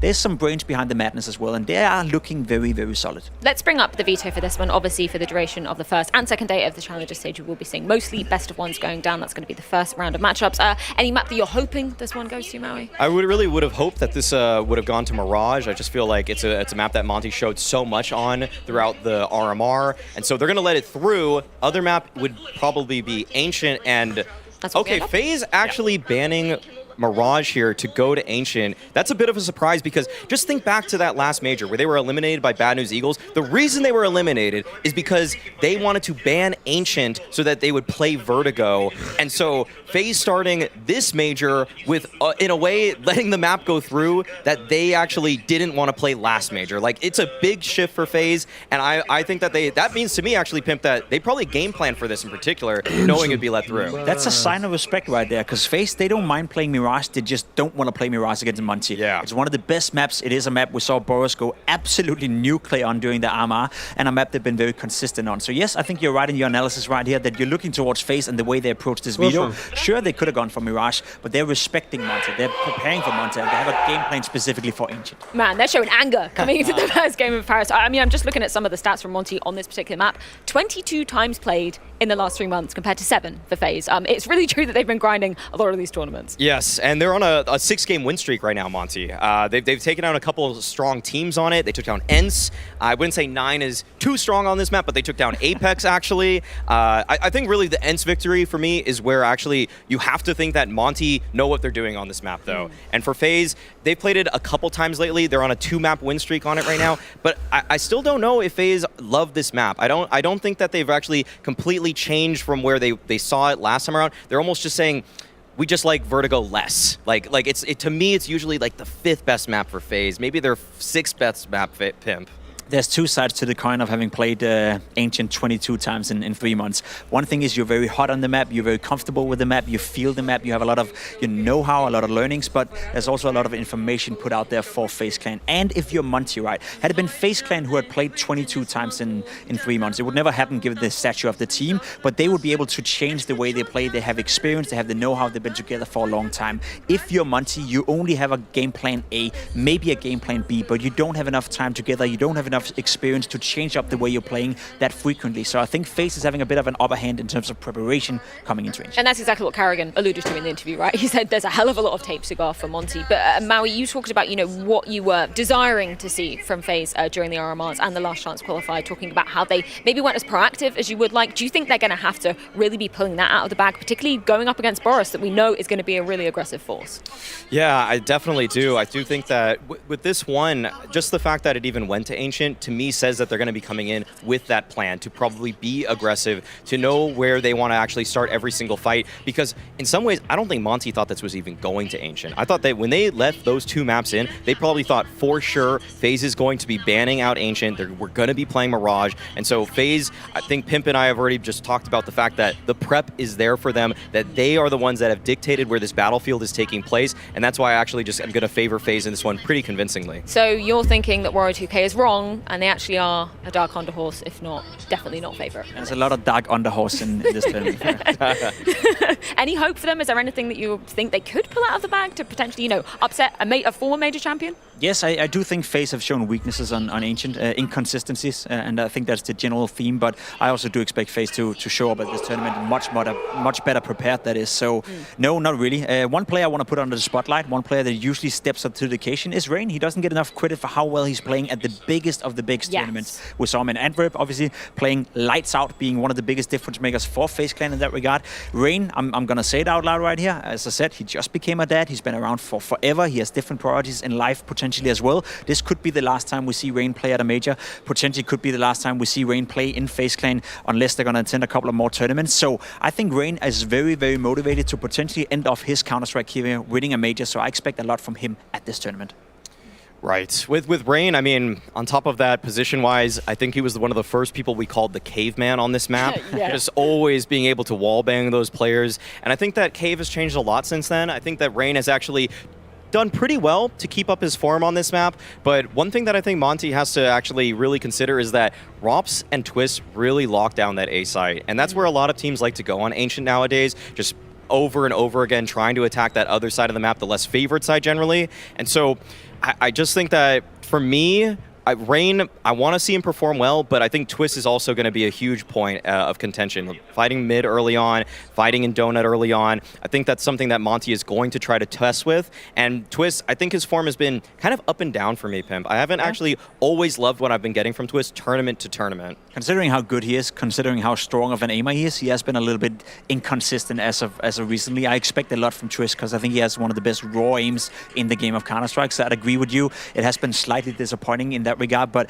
I look at Twist and I feel like he's a player that is stepping up for the big occasions. When he's needed, he will be there one way or another. So I'm not necessarily worried, and I'm trying to buy into your argument that I should be a little bit worried about FaZe Clan, but I'm having a hard time convincing myself that the guys behind me right here, with all that experience, with all that skill, is not going to be able to stand the test of Monte. Well, we are ready to be getting this show on the road. Ladies and gentlemen, it is Ancient that is going to be gracing the stage for the first map of the Blast TV Paris Major. Harry and Hugo, let's get the show on the road.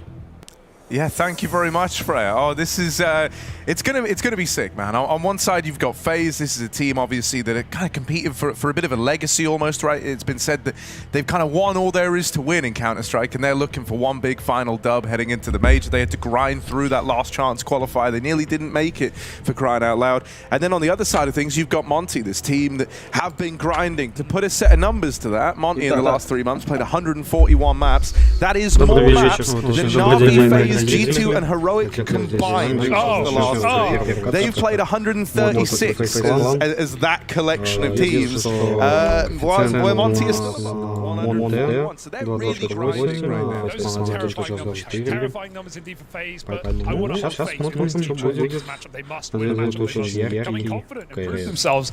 Launders told me this yesterday, and it kind of blew my mind, even though it is a bit obvious. The last time FaZe won a match at a major was that grand final at Antwerp over Na'Vi, right? They got nothing done in Rio, so both times really. So now FaZe, pressure really is on for these boys to take down, you know, an underdog, sure, but definitely the hottest underdog we have right now, maybe with the exception of 9. And I'm glad FaZe got rid of Mirage just to end it there as well. Don't fuel Boros in the connector. We go to Ancient in a BO1 opener here for the Blast TV Paris Major. And it's a map that Monte have a streak on, right? 6 in a row, 9 out of the last 10. They've beaten Ents here. They've beaten 9 who haven't. But for FaZe, yeah, while this has been a mainstay of their map pool across, you know, the entire time Ancient has been in active duty, it's still not going to be easy. There's plenty of data for Monte. You know they've come in prepped, and I can't wait to see what FaZe are going to bring to the table here if they're going to play with any amount of respect against these very hungry young players to prove themselves on a big stage.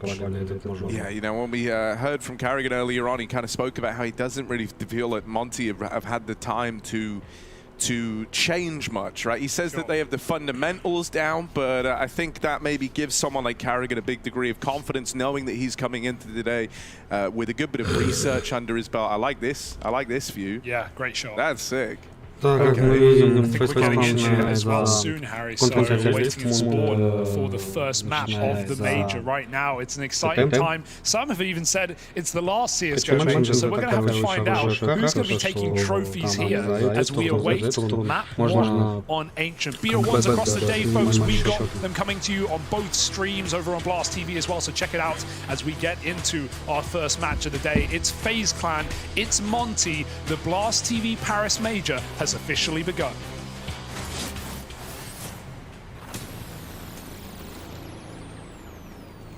The beginning of the end is now upon us. And here we go, it's Monte with a CT side start. Already out into middle, Twist trying to take him down. Посмотрим, сейчас будет ли первый килл от команды Monte. Both sides of the map even. Все. One way swing spotted out over in top mid, and 2 players playing on the Twist. Может быть, размен, нет. Идет ХБ. He's kept them at bay in middle. His teammates have secured this inside rain. Рейн делает шот. Carrigan alongside. Gonna make quick work of Monte before they even get set up to retake this round. Love that from FaZe. It's a statement, and no better duel, I think, to go on than the MVP, FaZe's major win in Rain, taking down the start of the show at Boss, right? Straight up and straight up from FaZe. I like how Maui's discussion went towards Rain as well on the desk, talking about the cave position, about how we've called him the caveman in this spot, and Rain's going to go on and slaughter everyone in this pistol round. This guy, yeah, he's kept it going, and obviously cave a position that's changed a lot, considering we had affected spawns for CT sides getting there later. That first room of Jaguar, we call it, isn't necessarily a guarantee anymore for CTs to take control, and so we'll have to see how much pressure is put on the lane side coming into some of these gun rounds for FaZe, whether Rain can do it on T and CT alike. Pistol rounds taken, Monte come in with a force buy, and FaZe have plenty of rifles to deal.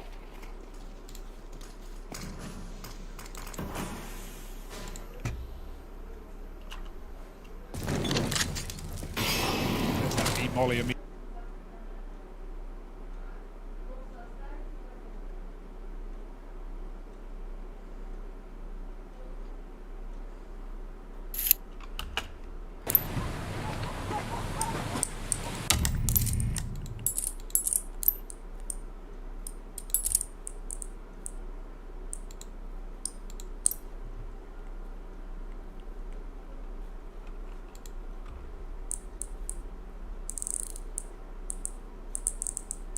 Блять. Что они показывают?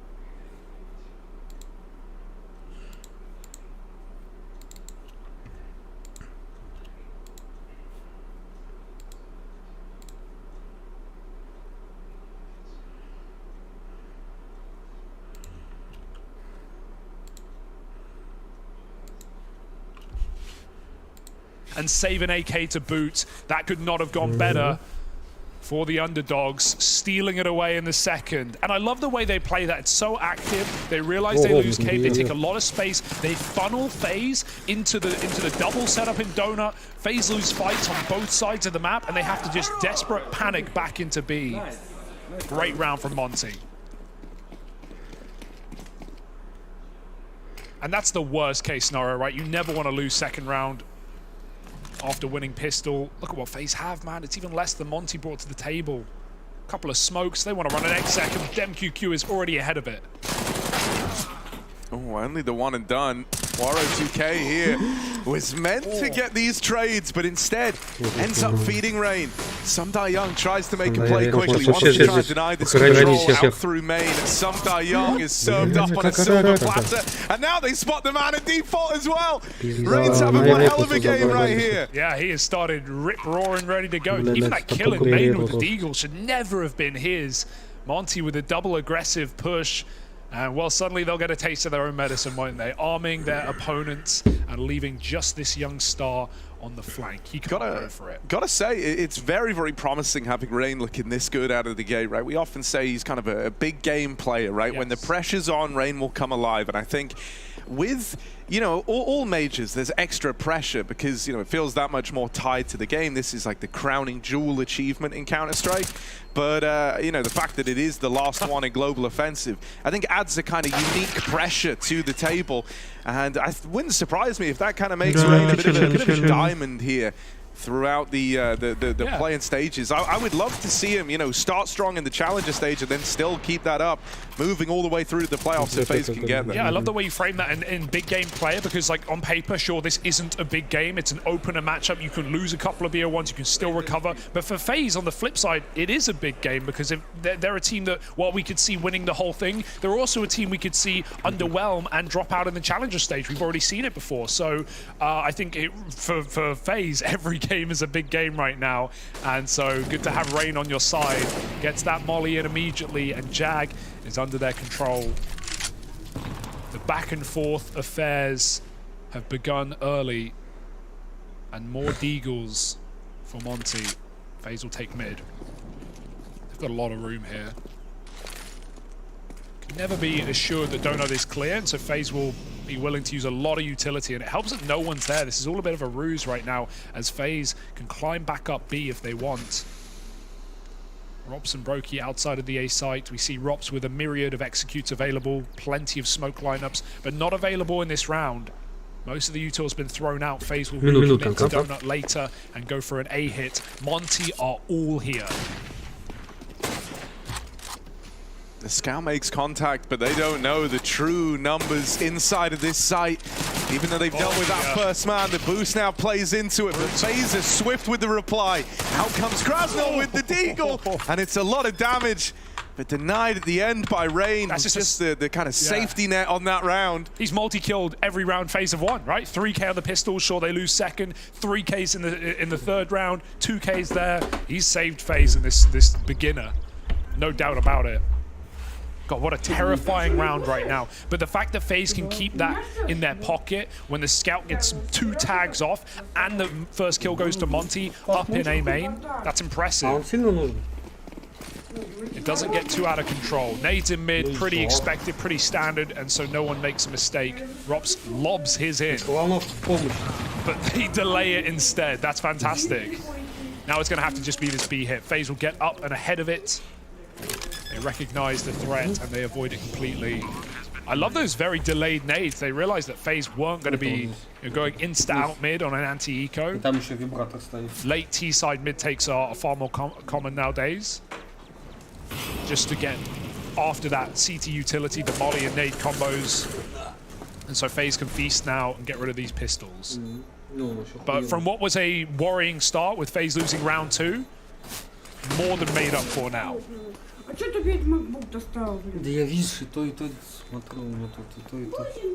no reason to chase this, but the bomb radius is massive. Brokey goes this way, he'll die. Yeah, he has to. Brokey now realizes, like, oh dear. He's in trouble, he's dead. Yeah, okay. Well, do they get the AK? No, probably not. Ooh, yes, last second Waro finds it, but FaZe still find 4-1. This was nice. Don't see that every day. But it's only a Mac 10.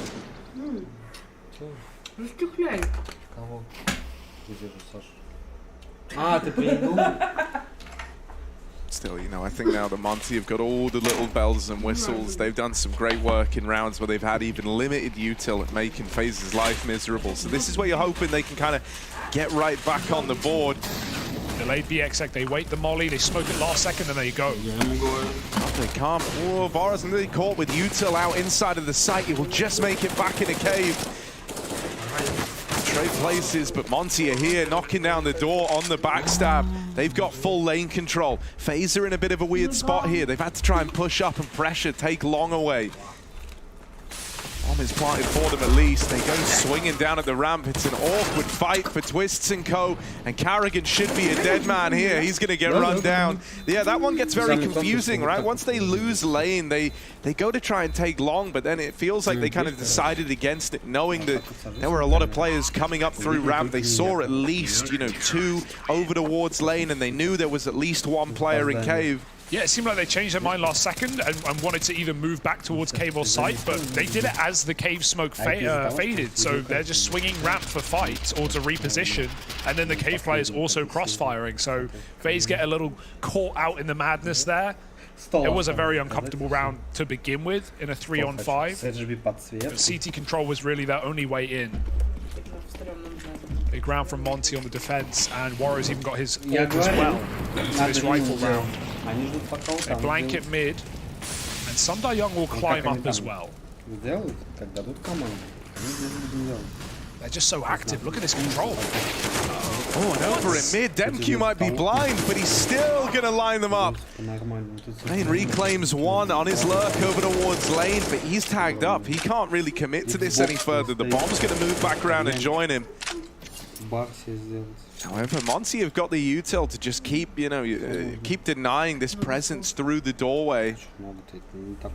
They've dropped in another piece of utility, and now they've set up this crossfire. Sunday Young is challenging down into mid, but he's also able to turn around and help out when FaZe try to come through this door. It's a good sell, because if anything, it might make FaZe check the wrong 50-50 angle here, and Krasnod's just a little bit wider, so he can guarantee to cover his teammates back. FaZe need to flash this angle. They only have 1 though. Leads Rain rather. He dies immediately, and now Rops must use his flashbang to get Brokey in position. But they know it's a crossfire. Molly's good. Krasnod backs up, and they line up for him. 1 more kill. He is causing problems here for FaZe, and Rops at what cost takes that trade. 1v3, running away, and Monte will not let him save in this round.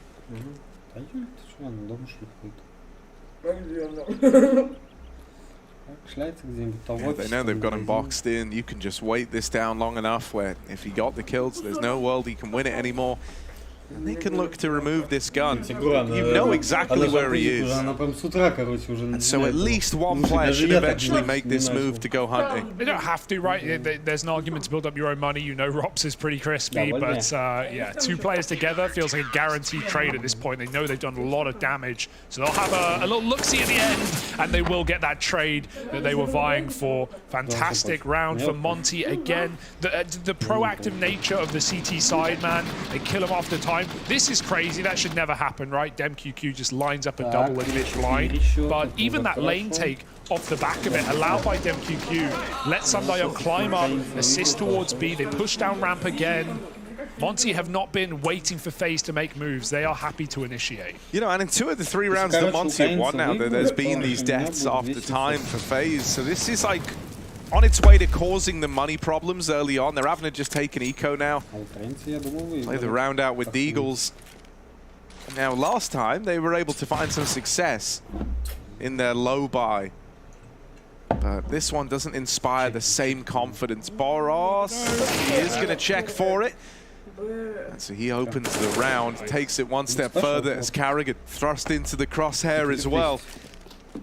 And I mean, now with lane taken, this has been a bit of a staple of the Monte CT side so far, right? Really wanting to take this control away, and look at the triple layered setup here. Like, you're not getting through these doors. He's anti as well. FaZe ain't walking through this door. Well, they're going to have to try eventually.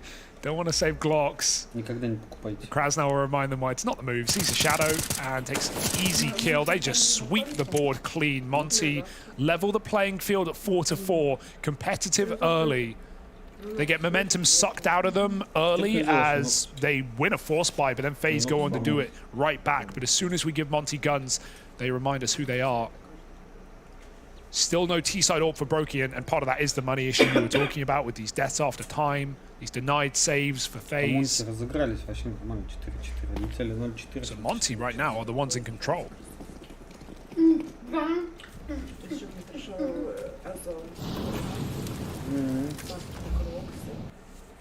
Доски разделочные. Что, блядь, с интернета? Ну, доски разделочные, чтобы на них не резать. Они как декор. Пиздец. Понимаю. Такие, они стоячие, такие маленькие, большие. На них можно подавать мясо. Что с интернетом? Там какой-нибудь. On this corner, he will obliterate them, but he hears them leaving. DemQQ can flank, Warrior hits the mid shot, and FaZe getting cut apart. Oh, now they know. Hang on, DemQQ locked in this fight. Oh, and he is going to win it. That's the bomb away from FaZe Clan. The remaining two are churned up on the ramp push. Rain is a dead man.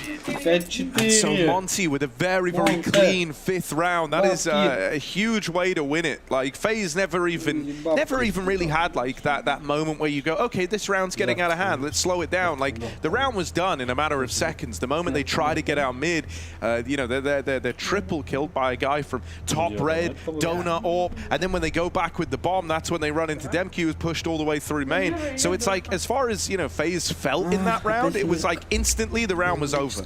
As soon as they tried their opening move, that was it, round done. There was a gap in the red smoke as well, a pretty sizable gap. Yeah, Young played through it. It almost looked intentional for him, but that's... If he blocked it or dropped his own. FaZe was throwing util, so I think it was theirs. No, and if it is theirs, that's worrying. It was a big hole. I want to say he blocked it, but I have no evidence to back up my claim.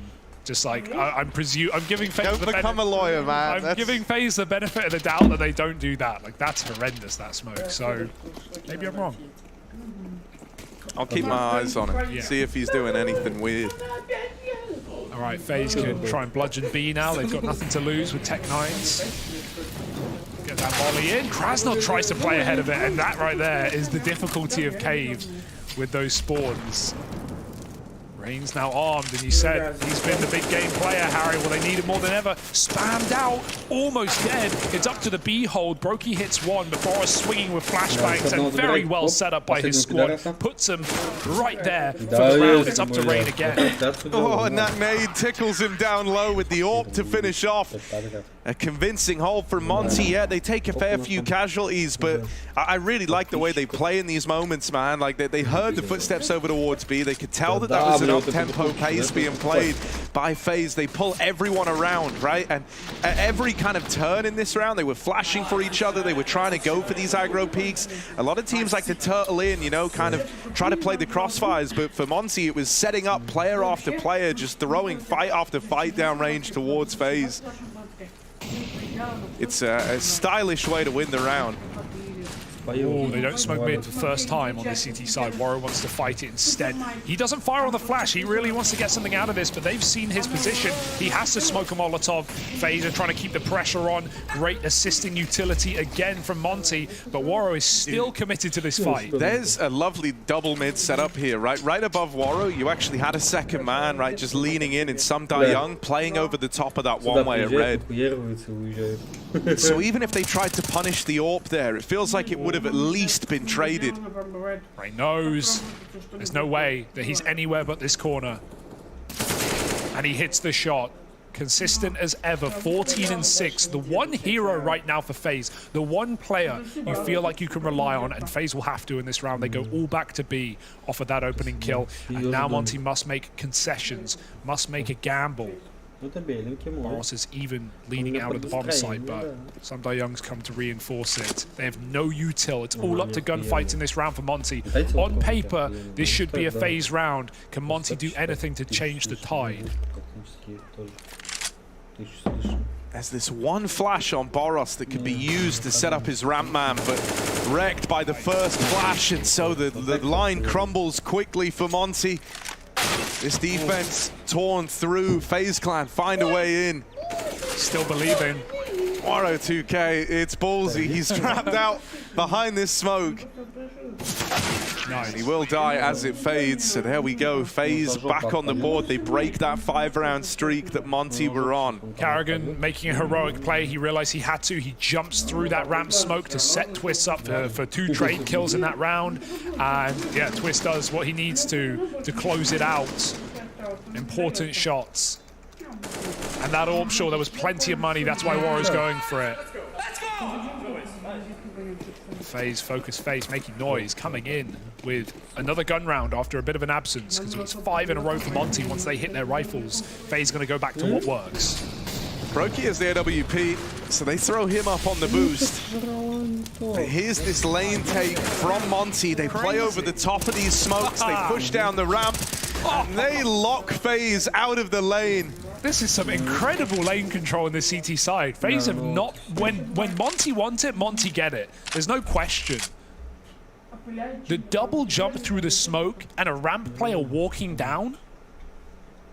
And there's more. Yeah, the thing I love as well is like they're pretty fluid with it. Like once they actually have lane, they're down to go and explore other avenues here. Like Robs, this could be a lineup, but it's just the one and done. Boros with the trade, and now it's all left to Karrigan. They know that he was one of the players that pushed down the ramp side, so Karrigan feels safe to go running in with this bomb, and that's going to give him a route in the clutch. Karrigan normally good in these clutches, but not today, as Boros is quick on the rotate back through cave. Puts a stop to him. Yeah. You breathe a little sigh of relief there if you're Monte. You really didn't want Karrigan to find a way to bring that into the 1v1 with the bomb planted, and it never gets that far. I just love that move to double jump through that smoke on the cave side. It's just so unexpected. I've never seen anything like it. And Monte, the freedom of being the underdog here is that you're never scared. You have no reason to be scared. You're expected to lose this game, sure, with all the upset potential in the world, with all the, eyes on you. You don't have to let FaZe play their game. You can be obnoxious. You can be obtuse. You can do what you did in the RMR that got you here. And so they continue to keep an up-tempo on this CT side. We might have an AWP head-to-head. Robs is lining up that flurry of util into this A site, but Waro is in the right place at the right time. Oh, he's caught by that flash more than he would have liked, and it kind of forced him off the angle. Playing through the smokes is Samdai Young. There's a whole wall down in the site, and he's catching mollies left and right. Samdai Young manages to get out of there and stay alive. That keeps the 4-on-4 open. You can see how scary it is. FaZe don't really want to plant this bomb, and luckily enough, they won't. MQQ relieves them of that duty. Waro 2K takes out Brokey in amidst all the chaos, and now that util, that smoke screen has faded, it's to the advantage of Monte. The wall bang comes in, a barrel spotted, and Rob's knocked out of the round. It's all onto Rain. He's grabbed the bomb and he's going to run away. Make the footsteps, come back in. First man in Donut has fallen for this, and they've not seen him crossing back out of main. He's got the drop on Waro here. This has got the makings of something for Rain. First kill found, and he knows about the Donut player. 20 seconds left on the clock. He's going to get the bomb planted. Rain in with a chance. This was a 1v2 when it begins, and now there's just one man left to beat.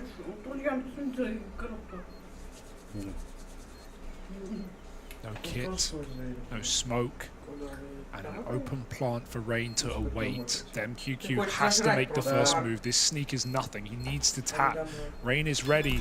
Here's that. Knows exactly where his opponent lies, and Rain ready to force the fight, ready to win the first clutch out for FaZe. Another tap. He's got him right where he wants him, but he can't win the fight. It's going to be close, but I think MQQ has got it in the 1v1. Oh, I don't. Maybe not.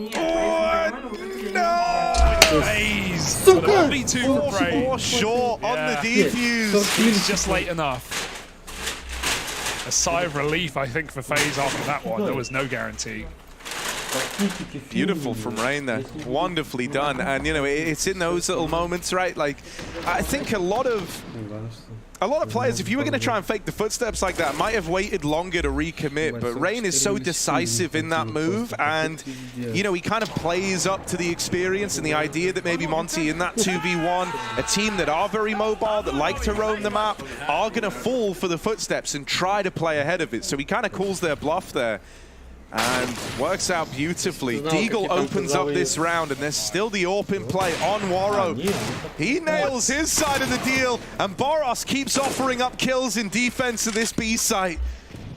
Bomb now getting planted for FaZe, sure, but it's a 2v5 that they've got to hold on to. Bit of damage done to Open. Twister's going to try and take space, and he will do exactly that. Now it's just the cave hold left to deal with. You just can't relax. Not for a moment. Krasner, oh, they just end it in an instant. FaZe pull back a 2-on-5, and then Monte saved the day with a double. Just coming straight through cave. There was no question whether those last 2 players were inside of there for FaZe, and they still can't convert it. Nice try from Twist, but Monte win the half at a bare minimum on the CT side. There's something to be said for that as well. This map has definitely gotten more T-sided, and when you consider FaZe's favorites as well, as you definitely should, Monte right now are as competitive as we wanted them to be in this matchup, as we expected after their performance on the RMR. And Boros, who had a few quiet maps to begin, or a few quiet rounds rather to begin, has really stepped up massively. Meanwhile on the B stream, Pain 11-1. Not much going on there for Fluxo.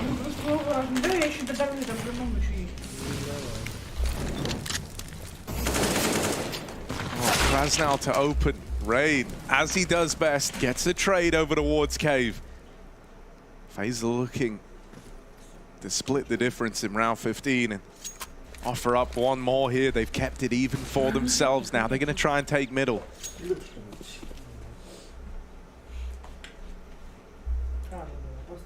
It's smoked down, and oftentimes Sumdayoung's been playing over the top of that, so if your FaZe even seeing it in mid maybe gives you a moment of pause here. Boros scoped in, creeping underneath him is Boros. They're playing this double cave setup. FaZe have often smoked the entrance to cave from the site side, right? So there is a world where this open rifle could get locked out. Looks like FaZe want to try and come in through cave. And this is not to their benefit, not with this hold that Monte are running here. Scope on that Molotov, and leaves Boros alone. He's got to do everything. Wara re-peeks through it after smoking it and still gets that follow-up kill. A second too slow for Twist. Would have found that trade onto the orb. But now FaZe again are in another 2-on-4, and Boros even goes a step further. This probably won't be cleared, right? It's so late to play this position. He goes for both, runs out of ammo. Twist turns around, and the clutch has begun. Can they shut it out before it starts? Yes, they can. Monte win the half, and solid at that. 9 rounds on the CT side. The major has started, and it's already looking scary for FaZe.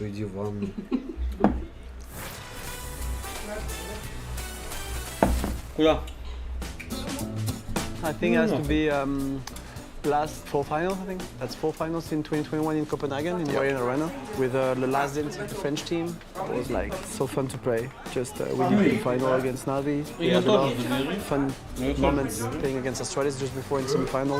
Like just, I said that a lot, like just making quiet the crowd. Yeah. It was pretty fun to be honest. I just had a really good moment back in the day. When the French team stopped at some point and we had that World Final in Copenhagen. I remember I didn't want to cry, but it came out without like asking. It's still emotional for me to talk about that because that was a really good moment with the French the team, and most likely with Xtaz we had like a really good like chemistry together, and we did a lot of things, good things together. So yeah, it's a good memory. Да. Кто? Причем больше меня. Я говорил, что я 8 числа буду пить. Потому что у меня мажор. Я просто хочу новый шмотчик. Ну мери здесь, что ты? Нет, дома. Да что ты здесь? Ну, с чем я здесь? Джинсы просто одену, а там... Там все. Лук. Лук У нас лучок. есть здесь лук. Чеснок тоже есть. Чеснок тоже. Вот, кстати, надо стрелки. То есть у тебя чеснок ассоциируется с стрелкой? Чесночные стрелки. Потом измельчаешь, С мазиком. Я люблю. Ну вот можно, да. А я их с мазиком люблю, как этот соус охуенная штука. Ай, что же ты все охуенно. Все, давай. Давай, до завтра. Ну, Заберу, приеду. Когда? Завтра. Сегодня. Ага. Сегодня. Блин.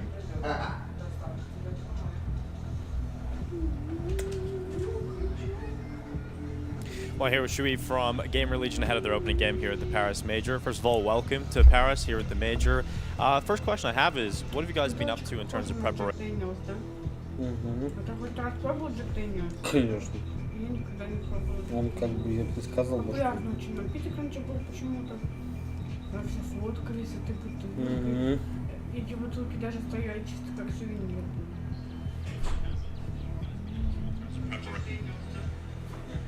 Реально, если ты испытала бутылка из Дэниелса, ты крутой, значит.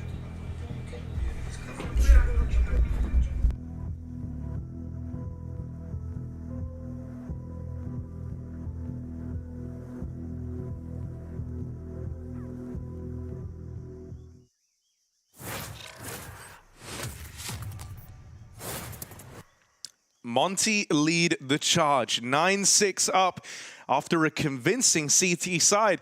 9-6 as well makes it sound like this was a pretty close affair, but it opened up 4-1 in favor of FaZe, right? And then Monte only allowed them 2 more rounds past that point. They went on a 5-round streak to begin their CT side. So it was actually a very, very convincing first half from Monte. FaZe getting challenged a hell of a lot. They never really had lane control. Whenever Monte wanted it, it was theirs. There was a lot of proactive moves being taken by Monte on that defensive half. Yeah.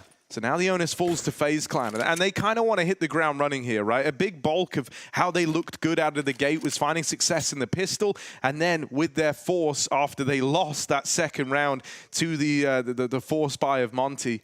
Well, we've got nice early info for FaZe. Rops has elected to make an aggressive play, and that's going to reinforce the B site. Karrigan can move over quicker as well. Smokes come down, flash over the top, but it's Rain with, again, first blood in these pistol rounds. It's going to put us in a 5v4. Control taken on long, and a flashback in. It's a second too early. Boros still gets away with a kill, but Karrigan makes this round FaZe's for now. 2-on-2. The retake is on. They've got a kit, but they're being cut apart. Twist has to go back for it in a 1v1 against Krasnal.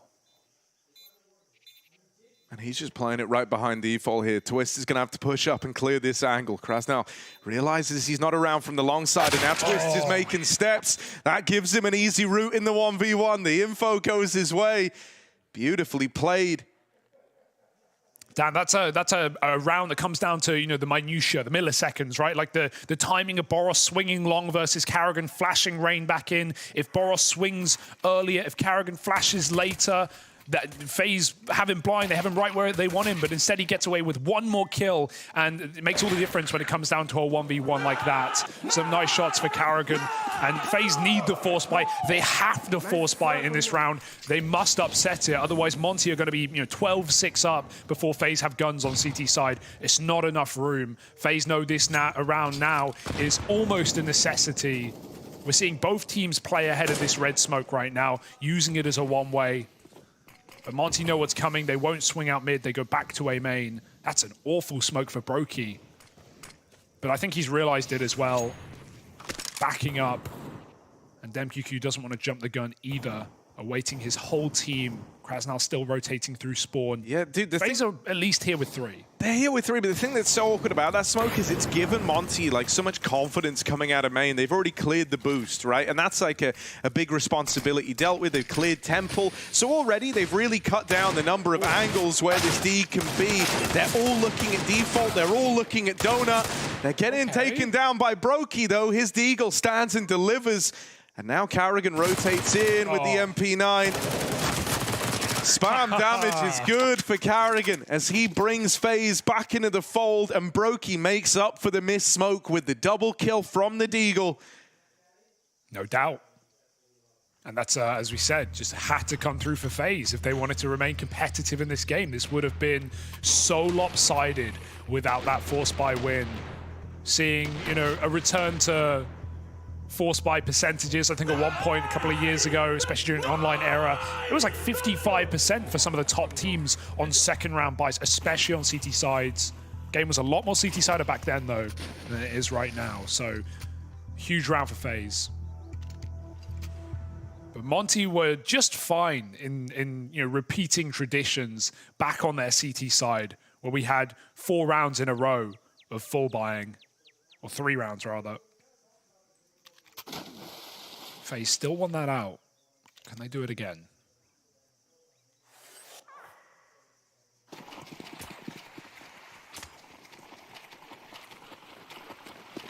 It's a very bare bones force as far as they go. Ooh. Oh. Not ideal. How does that bounce backwards? Rain will take it though, it doesn't get extinguished. An instant cave smoke gives Monte the control.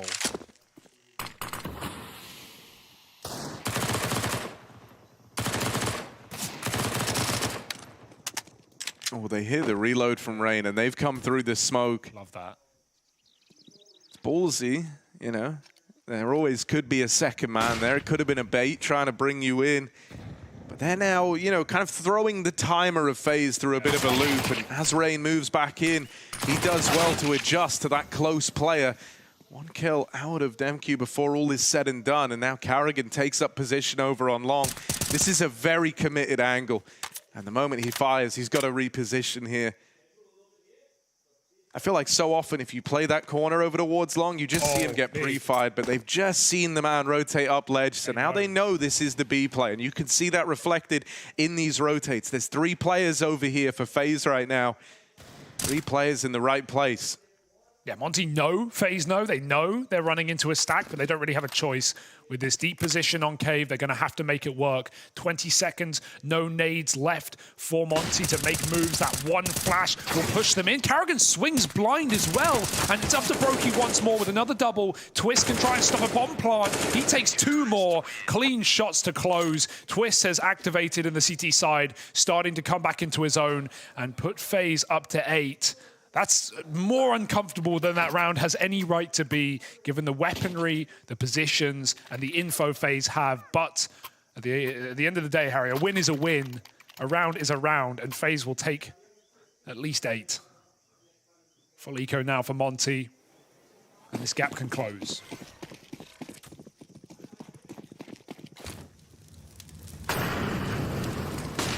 Great to see Boros perform, right? I think there's so much pressure on you know, knowing that you are the star of the show for a team like Monte, even though we've talked about how the pressure is definitely more on FaZe in winning this game.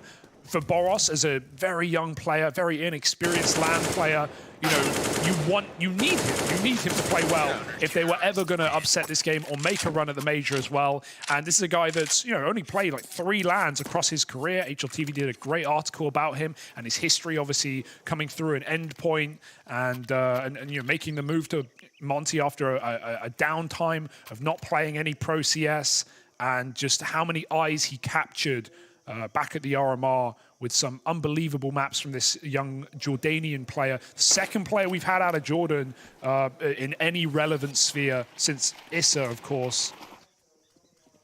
Great to see more representation from the region. Right now, he's the top of the team. Oh, the boost in mid is nice. Morrow put up there as FaZe try to take this lane control. Theirs is, you know, less convincing than when Monte did this all first half long. They're a man down, and sure, like, they have the control of lane, but it's not in like a super comfortable manner, right? The only guy actually kind of flexing the control is Carrigan. Rain can try and swing down the ramp and get involved a little bit later, but these are all fights that are a little more 50-50, right? Are ones where Monte can win them. Rain gets out with that kill there onto Boros, and he just kind of counts that as a lucky break, finds himself the 4v4, the equalizing kill, and so now plays it a little more passive back inside of the site. No longer committed to fighting for this lane control. That gives Monte the room, though, to lob out this exec in towards B. Young is lurking middle at the same time. They're going to flash lane. But as I said, no control still. Rain on a nice off angle to catch a kill and try and get back behind default. If a player comes up unsuspecting, they need a flash for this one. Rain tries to block the smoke. It's locked him out of the bomb site. It's only Karrigan here who can contain, can compete, and he falls after one. The mid-lurk even cuts down Rops on rotation. Rain with that block smoke has a gap to fight through, but they take short space instead, and Warrior waits in the fade. Rain should be dead as Young flanks as well. Very active. He knew exactly what Rops' pathing was going to be there coming through on Donut. We've already seen it in a couple of these rounds to try and flank the B play. And even though it's not necessarily needed to kill Rops, they got all the entries in B. That certainly relieves the pressure if FaZe wanted to go for a retake. And that one feels a little rough for FaZe because it feels like, you know, the fashion in which you lost that round, it's like you were hard counted every step of the way. They were ready for all the angles that were being held inside of the site. They were ready for the path to rotate out through middle. They had Young even flank Rain in at the very end as he hides out on an island over towards Long. And they had the boost to open to shut down Twist's favorite mid move, which is to jump over at the ledge and try to fight early for that lane control. Full AXX, they're going quick. It's only Rops here. He's going to avoid flashes. He might be able to multi-kill from this position. They've not mollied it for a change. Oh, it looks awkward, but Rops makes it work. And attention getting drawn sets him up for more. 2 kills from Rops is more than you could ask. And Twist falls immediately. It's up to Brokey, looking like he wants to go through this smoke. Very Brokey-esque in a position named after the man himself, but he won't do it. Warrior gets aggressive, maybe too far as Karrigan holds, and Brokey will close with his AWP as well. Dude, that's a little awkward at the end there. I felt like maybe there could have been a slight lapse in the communication because it was Karrigan who got the kill from CT, and then the guy that they kill as he moves up is not Finn, right? So would have liked to have, you know, because then Warrior just ends up walking into an angle that's being held by Karrigan. And that was info that Monte were privy to. Yeah. And, you know, that is an important round to win if you were ever going to do it. Like, if Monte won that and they go 12-9 up and there's no money for FaZe at that point, you know, they're running towards the finish line. Suddenly, you've kind of made this game a lot more grindy. You've kept the door open for FaZe. And Monte called out their first timeout as well. You'll notice, you know, they felt comfortable this entire game, but another note of that is the fact that their coach, LMBT, formerly of Hellraisers, and even a very successful Mouse lineup with Rops in the team, for crying out loud, you know, is unable to attend this major. So Monte are doing it without the assistance of a very experienced coach, which is a shame. So just chatting through. Young, centerpiece. Of course, the most experienced player, having been in that Na'Vi roster for some time, but it's Warrior at the helm. FaZe fight through the mid-smoke again with a one-way. And let's see what Monte have decided for their breaking round, right? You lose this, you're back to pistols. The caveman is here, club in his hand, but he's going to get flashed back.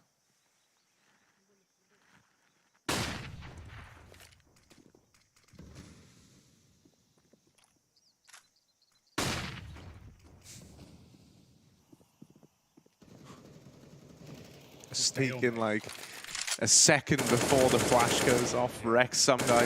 They want to try and come through Cave. Nice. They were teeing themselves up for that, and it's Young's flash that destroys Rain. He never had a chance. Makes it way too easy for Boros. It's a good angle, though. Yeah, great one to just get out with a kill, get out with that equalizer, right? You don't have to hang around, you don't have to get caught fighting, you just have to nail that shot, and Brokey will do exactly that. If FaZe make this move now, they are going to uproot the entire round. But there's a spam, that's random. Out of nowhere, Krasnell kills Karrigan, and Twist doesn't want to commit, but that ramp push could have given them all the info in the world. It's now an A play, and Rops may be unsuspected. Krasnell, he can die with nothing, but he's trying to sell this play before they commit. He will fall, and now it's all on Rops. Swinging early, they line up, but it's only 1 and damage. Plant now in, Monte. They've got a few seconds here to try and find this post plant. Young, Nails Brokey on the cross at spawn, and for Twist, this is going to be a very late retake as he sneaks up through main. Might have the drop on the first player, but it's the fact that, you know, they're kind of worlds apart right now, Monte, and that's going to work to their benefit here. They're even teed up, holding the temple, so they're not open to the extremities of this main flank. You know, even if Twist goes around this corner and finds some Da Young, he won't be able to win the round. He won't be in a position to do so, and so he's just got to write this one off. Monte see it through to the very end with that A play. And Krasnal dies with nothing, right? But what does that do? That forces, at least makes Rops feel like it's the B play. I'm going to swing. You know, I'm on the extremity. I'm so far away that I should get ready to rotate for this B hit. But no, he swings and they're all there. Krasnal dying sells Rops' position and he only gets 1 kill. That's a spot where if Rops doesn't move off this position, he probably multi-kills and FaZe win the round. But Krasnal dies for a greater cause. And Monte find that buy when their money was on the edge. And now you're kind of celebrating if you're Monte, right? Because we said, you know, in the round prior to last, where there was like that 2v2 that ends up getting away from them. There's the push from Waro into the spawn, into Karrigan. And that like tips the scales to FaZe. We were saying, well, that round hurts. And they even supplemented it with a little tack pause coming into that previous round. But now you've kind of got that gratification of breaking your opponent's money this late in the game. That tees you up for a win. That tees you up for a victory. If you can knock down this cobbled together buy out of FaZe, you are right where you want to be. And there's 1 rifle round between you and winning this opening BO1 at the Blast TV Paris Major. Wow, if there was one man, he's on your screen, AK in the donut, and Monte are coming his way. Known for his headshots, needs more than 1 here. Especially out on an island like this position. They're going to come through with a flash. Twist, that's a clean shot. He takes 2. You've got to be happy with that if you're FaZe. But is it enough is the question. Oh, jumping the gun a bit is Brokey on that backstab. Whoa, they saw him. Rain! They run him down. He gets caught overextended by just like an inch over in mid. And it makes all the difference. Now there's a route to the B plant open. When you've seen backstabs like that, you know that FaZe are trying to rotate, trying to get ahead of this play. 1 man still in the B site, but he'll get checked. They know about Karrigan. And so the round is Monte's. They keep it in check in spite of Twist's best efforts. Those were 2 clean kills to open. A 5v3 for FaZe Clan for a moment. But it ends up going the way of Monte. I do love the way that Monte clear 50-50 angles at times. Like they're such a band of boys. Like one of them was always jumping around a corner, and you see how difficult that makes Karrigan's 1D. Like if a player swings him there, he has a very good chance of hitting a 1D and setting up for a double kill, winning the round. But no, the first player jumps, offsets his crosshair, and sets his teammate up for that kill. That's a really nice way of, you know, desperately running into B in the last second. And now FaZe full eco, got to accept the inevitable 14 rounds. Any resistance they can put up is fantastic. But Monte right now are doing what many said could but shouldn't happen. But it was all in the back of our minds, Harry. This is no G2 versus the Mongols. This is prophesized by many.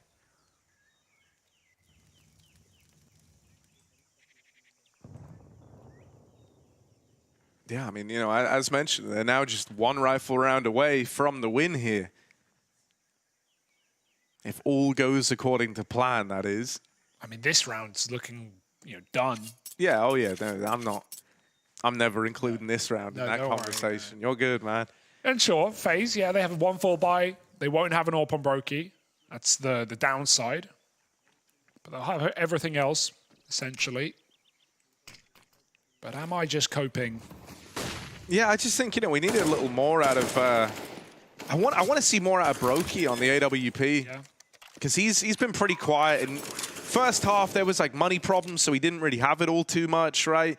Haven't seen him with a glowing amount here in the second. But even when he does have the AWP, he's just been struggling to really find that impact. And, you know, you're already getting a good game out of Rain and Twists. So you really just need that kind of 1 extra player to lend a bit of a helping hand here. They're hunting, they're closing, and well, a couple of kills on the way out for Robs. But unless he's going to glass, we won't see this AWP for FaZe. It's 14 rounds to Monte, and you said it comes down to a gun round. This is that gun round. Yeah. This is that moment for FaZe.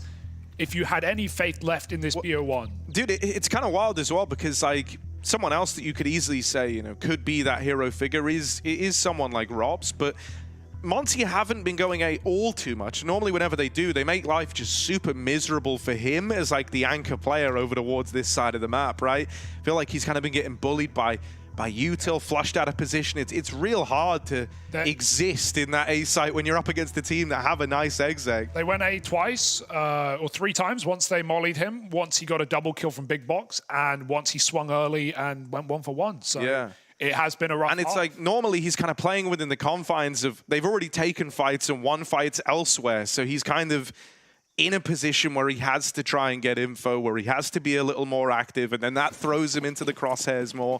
So that's why, you know, I'm not bringing him up as the man that could save this whole thing. I think if you're looking for a third player to get switched on, it kind of has to be Brokey at this point in time. Here we go. Game on this round right now, but Warrow's got the AWP as well. He's going to get mollied. Rain, maybe he sees something here. He's trying to play ahead of a flash, but Resmoke comes through, and even Rain is prepared for an abundance of util. He'll give it up, and rightly so. Brokey rotates back towards A.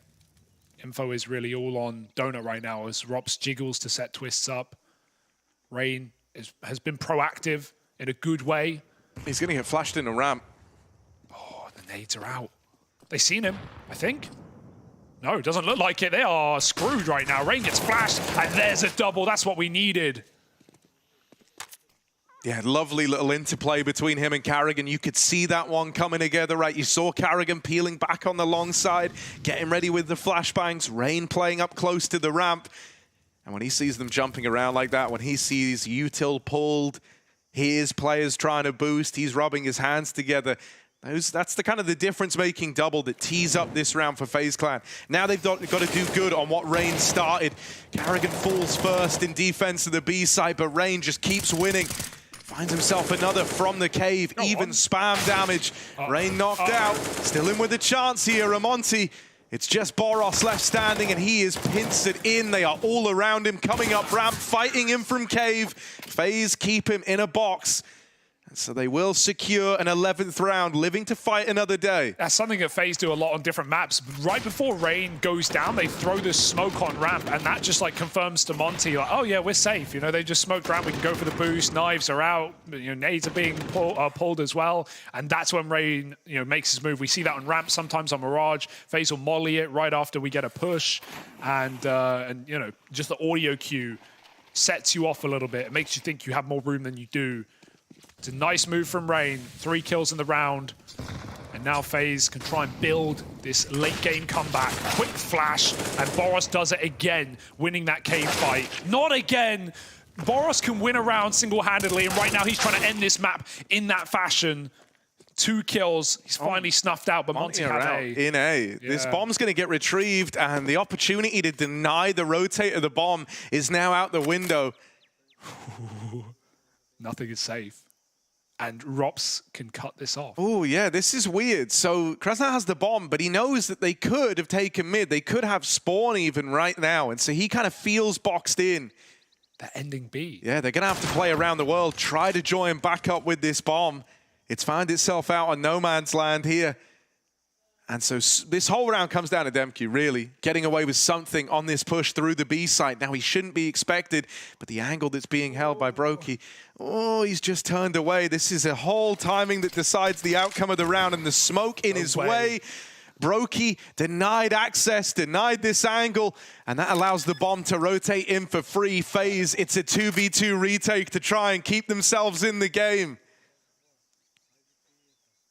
The clock is ticking as well. DemQQ in a one and done position. He catches Brokey, but he's still going to go down, and Krasnal falls to Robs. It's a quick couple of kills for FaZe as Monte try and bring the fight to them, and they fall. 12 rounds. You can never say it's impossible. At 14-10, FaZe try and pull it back bit by bit. They're having to work for these rounds, but that's 2 in a row now, especially with this opener from Boros, where he finds a double up in that fashion. That's a very scary round for FaZe. And you wanted more from Brokey, Harry. That is it. That is the round you were praying for. Massive impact. Closed by Rops. And a wasted opportunity by Monte. But I love the way, just the way that they, made that 2v2 interesting. Yeah, like I think within the confines of what was available to them, they played it perfectly, right? Rooting all the way through spawn into the B play. Now they're going to go back towards this A site. Rops closed that last round out in the... flashing through. He's right with them. Wow. A wolf in sheep's clothing here as he's running with the pack over in main. He's locked them out. And over in Donut, Brokey wins a separate fight. A 4v2 for FaZe Clan. And they're now getting mobile. They got some oomph in them now, Harry. We're starting to see a couple of multi-kills, a couple of key players find confidence-boosting rounds right at the end. And Monte have realized they have not cut the head off the beast yet. It is still roaring. This round is dead in the water. Especially if Carrigan can contain towards B. He's got a 1v1. Oh, don't. Oh, I love this timing. Oh, he's caught. Waro 2K gonna get rid of Carrigan, and now the alarm bells sound for FaZe. They're paranoid that this could be the B play. And I think Monte might just elect to save here. They've looked into it. They've crunched the numbers on this one, and they don't like what they see on the horizon. I mean, yeah, this is not a bad call. It's a pretty unlikely 2v4 attempt as well with low health and util. So I don't mind this save for Monte, but it's also a sign of the times. They can see it just as well as we can that the late activation may be a factor for FaZe. And hey, better late than never, as they say. Great play for Robs, a completely new position. He's tried anchoring from passive angles, but plays ahead of the smoke, dodges the flashes. Even though Monte right-click a flash in the smoke, he still just dodges it. Heads-up play for Robs. And so while it was rain in the first half, twists coming in at the start of the second, now we've had that multi-kill round for Robs. Brokey's performed and saved the day. FaZe have no reason to quit now. And Monte throw almost everything into this. They kind of need the bomb plant, even though they've got loss bonus up to 3. Bomb plant would go a long way in this round. Let's see what their strat is for it. They're definitely aware. Ooh, this is a lot of space being taken, but walking the smoke like that. Thought we might have seen, a little bit of util come out to help. Waro had a flash over towards the ledge, but electing to save that till later in the round. Wanting to try and play with timings was Boros. Ends up giving away that first kill for free, but a bit ugly on that cave fight. Rain does damage through the spam, but only brings Krasnal down to half. Brokey plays so scary positions, pushes in with the cave orb, tries to get a quick 1-for-1 as they feed him, and he will take it from a safer line instead. Smoking it off. Sundayoung was going for the gun. And Robs with a 1v1. It's a huge consequence. He closes his as well. 4-on-2 again for Monte. Bomb plant out the window, and off the ledge goes Waro. Another round Monte will forget. Unless Krasnal's got something up his sleeve, but no bomb. And FaZe have surrounded him. 14 apiece. Just when you thought this game was done. 14-10 for Monte. And FaZe with a late activation may have saved their lucky stars. Yeah, at this point in time, it's either going to be a sick case of like Monte overcoming a FaZe clan that have switched on, that are trying to bring this back, trying to go the distance. And that would be huge, because you often say that as the game, goes the full 30 rounds, as it gets close and down to the wire, the more experienced team tends to fare better there, right? On top of that, for FaZe, this could be a very reassuring result. The idea that, yeah, they might not have had everyone starting off strong, but they successfully built back in over the course of the BO1. No matter how we try and slice it.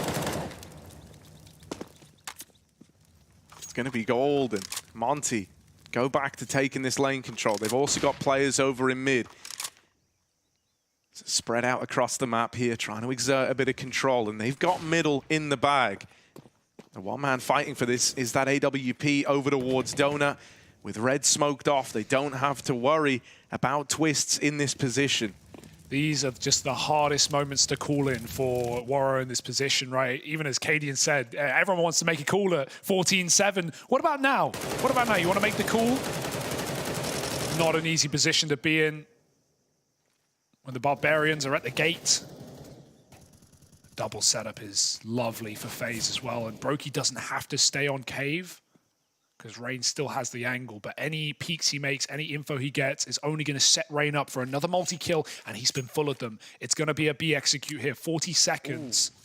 Young's about to try and lurk through middle, and in doing so, he's probably going to give away this kill to Brokey on the AWP. It's Robs.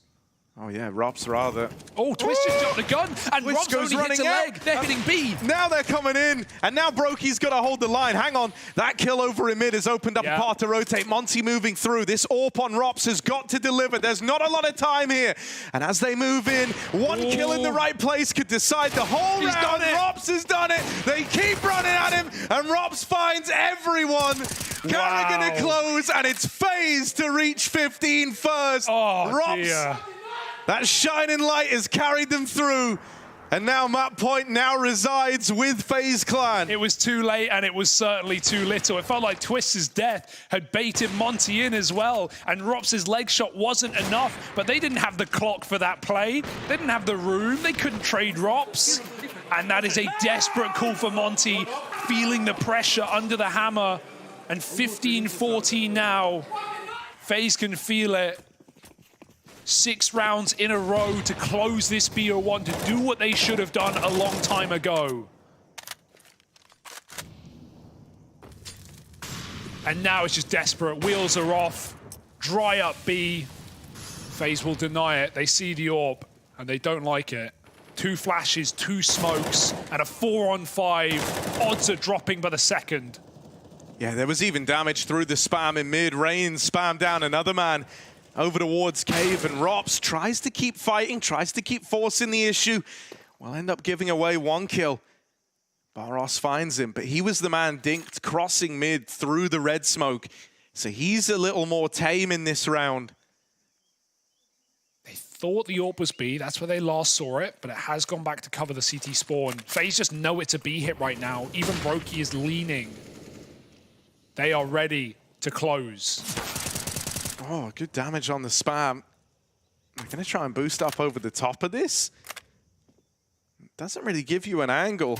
Garrigan's cleared out inside of the side, and now Boros! They might have tagged him up to start the round, but that's still not been enough to slow this guy's roll. Wow. He's even got another. Boros is on for the ace. He started this round with 30 HP, and he's tried to be the hero to keep Monte in this. Twist pushing around, goes looking for him, and he will steal it away. You thought Boros had done enough, but Twist arrives and denies the ace, finds the 1v2, and secures the opening win for FaZe Clan. Boros is still the talent we know and we love, but FaZe get ahead of their demons. They come back from 14-10, and they close the map with so many star moments, so many clutches coming through. Exactly what you would want from FaZe Clan. They will win their opening BO1 in Paris, and the road is looking good so far.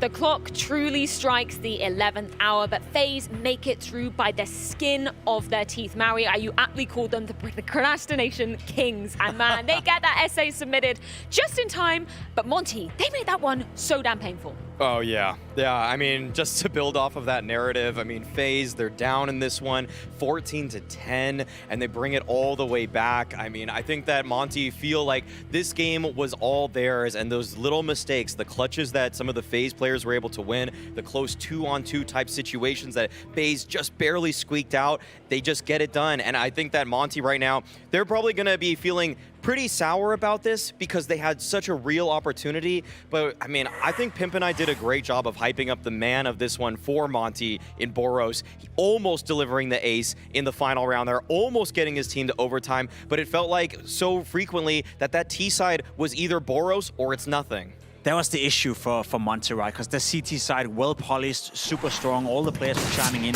but it felt like it had to come from the man on the screen right here when it came over to the T side. Without him getting the double entries, without him almost acing in the very last round, it didn't feel like they had enough of a playbook, enough of an idea of how to approach that T side once FaZe got started. And I think that is the story of this game for me, that they were slow starters once more. We had that conversation so many times where they put themselves in an unfortunate situation where they have to fight all the way back, and this time it succeeded. It was, well, you know, Twist had to 1v2 clutch in the very last round, but it was a very, very thin line they were walking on right here, FaZe. And yes, a win is a win, but they got to be careful with this because against other and potentially better opponents, they will be punished. They had to get 6 rounds in a row to close this one out, 16-14. This is literally as close as it can get. Obviously, we have to give some props to Rain as well. We were hyping him up as a big game, big event player. He really showed up even from the very beginning, right? Even when FaZe were down and out of this one.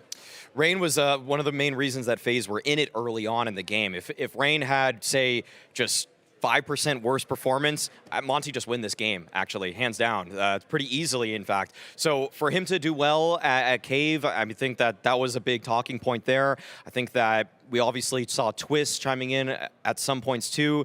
I mean, I actually had little moments from everybody from FaZe. If I'm being honest, like I actually could kind of go down the whole list. Maybe not Kerrigan, but really everybody that's supposed to frag. I actually saw them have their moments. Rops there in Donut with the op as they were trying to mid-round. Monte through Donut late round. I mean, he had a huge multi-frag too. So we got the star power from FaZe. Yes. But it just took a while. And that was kind of a worrying sign. I kind of opened this series up by saying that I might count FaZe out pretty early in this major if they weren't able to deliver here, but they got the job done, and again, I'm beginning to believe. Well, you mentioned the name Twist, so let's make him appear. He's down on the sidelines with Banks after a victory. After a victory, but certainly a close one, Freya. And Twist, that's what I want to start with here. This was very touch and go. There's certainly no easy game, but you were telling me, well, you guys are the underdogs in this one. I mean, we're 16 seed, so technically every team we beat here is going to be an upset. And yeah, I mean, it was a fun game. And I think both teams knew it was going to be Ancient and a BO1. So, and yeah, they have strong hitters and, you know, they rely on contact plays. And I'm happy that we were able to close out the game. And it was certainly close, but it was certainly a good fight from you guys. And how much energy and how loud you guys sounded from start to finish. Obviously, Kerrigan mentioned in other interviews as well that this is what he wants to see from you guys to be fully ready. You yourself was very vocal, though, about how tired you were, how you were feeling from previous events. How are you feeling now coming into the major? I feel better. I mean, we left Rio fast, which I said in the interview might be for the best, to have more time to rest. And we had a week-long boot camp, and it felt really great, and it's just nice to, you know, chill and play CS together in a non-stressful environment. And yeah, now we're here, we're feeling good, and we want to just show what we've been working on.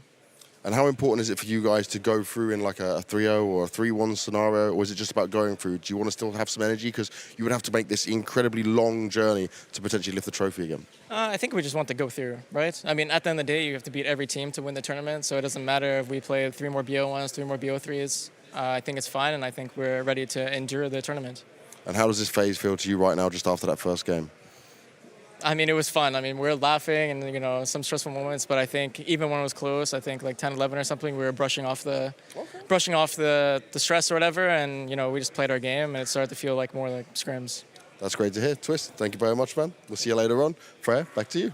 Maybe a bit of a surprising attitude coming out there from Twist, considering, you know, this one was incredibly close. It went to the full 30 rounds, but apparently Russell says, nah, smiles, giggles, laughter, going down in the camp. Not too bad for FaZe, you know, to win a game like this in that fashion and to be able to cope with it that well mentally. It's a good win for FaZe Clan, and respect to Monte. They really pushed them all the way to the limit. I think that it was funny when he said that they want to make it feel more like scrims. Yeah? I think not a good thing, is it? I don't know. Yeah, I'm not sure about that. What do you, I don't know. This is a major. Pimp, I think that's a little weird. Like, you want it to feel like scrims. I guess it just means casual, you know? You want it to feel like you're relaxed and everything like that, but the teams are going to push you more than they were going to push you in scrims. And the opposition is undoubtedly going to be getting hard, but man, props to Monte because they did make that one incredibly close indeed. So we're going to throw it on over to the Mahone zone and see exactly how Monte did that. Yes, that's correct. So Monte, they had a solid CT side, and it was because of their lane control. So I want to break down a couple rounds that really illustrates how they're able to navigate some of these situations towards lane. So Harry and Hugo highlighted in the cast, they're able to take lane, but I want to kind of highlight what they were able to do with it. So first example here, I have the round 6. What we're going to see initially is lane control. What we're going to see here is 2 people. They're going to push up here from mid, a peek from ruins, and then Burrows alone here towards B. But what we'll see from FaZe is that they're pushing in towards B straight. So what we'll see is as they come in, as this push comes in, Dem QQ, he finds the first one to rain. But the key detail here is that Boros, he leaves the B site. He goes into ruins, letting FaZe take B. And when this happens, what it does is that lane control that they took earlier actually gives them so much space here to pinch FaZe in the site. They're locked into this retake. They can't take runes. They can't go back towards that banana side. They can't push towards CT. It locks FaZe in there. And as a result, when the retake comes through, the kill comes in initially. Burrows is able to pounce from Cave, and then Kerrigan, he's left in a 1v4. Now here's another example, same thing. This time we're gonna see the push once again. The main difference here is that FaZe, they decide to throw a smoke here to try to stop this push. But what Monte do here is that they decide to actually push through the smoke. Kresno, he comes up on top. He finds the first one. SDY, he also follows up as well. He's not afraid to get in. He gets that kill. And then Boros, instead of playing passive this time, he actually gets aggressive, and he pushes in from the side to catch Twist off guard. So this lane control was actually quite difficult for FaZe. They were able to pull it off this time, but Monte, I have to say, they looked very impressive here. Hopefully they'll come up with the win next time. Thank you very much for that one, Danny. Plenty more Counter-Strike going to be coming up on the cards. Up next, undoubtedly the favourites of the Challenger stage, the Blast TV Paris Major. It's going to be G2 taking on the Mongols after this.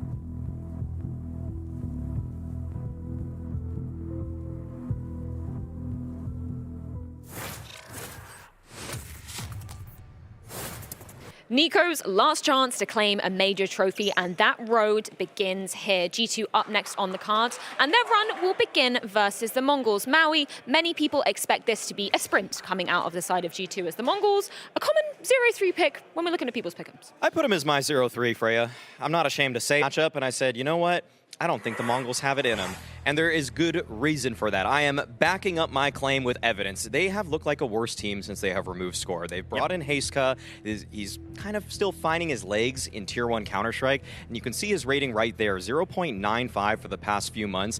And to me, Pimp, that's just not good enough to make the Mongols a competitor in this matchup. No, I would agree, especially considering the guy he's replacing in Score was one of the difference makers within this lineup. So yes, I think they've gone down in terms of pure firepower, and I think that's where one of the strengths, you know, when you're watching them play against the European teams, able to take off maps of Heroic, given they were playing with Exist as a stand-in, but able to make up good competitive matchups. Without Score, I have a little less faith in the Mongols as well. So yeah, I'm on your train right here. I don't have them as an 0-3, but they very well could be there. Well, let's go on ahead and check in with one of the individuals of the squad. It's Techno on taking on the Goliaths of G2. Techno, I wanted to start by looking at the fact the Mongols have been at more events around the world, more international experience. How do you feel this has helped you guys grow as a team and improve? Right now? Yeah, we're feeling so good, and we also changed the one roster before and scored to Azteca. Then Azteca is really fit into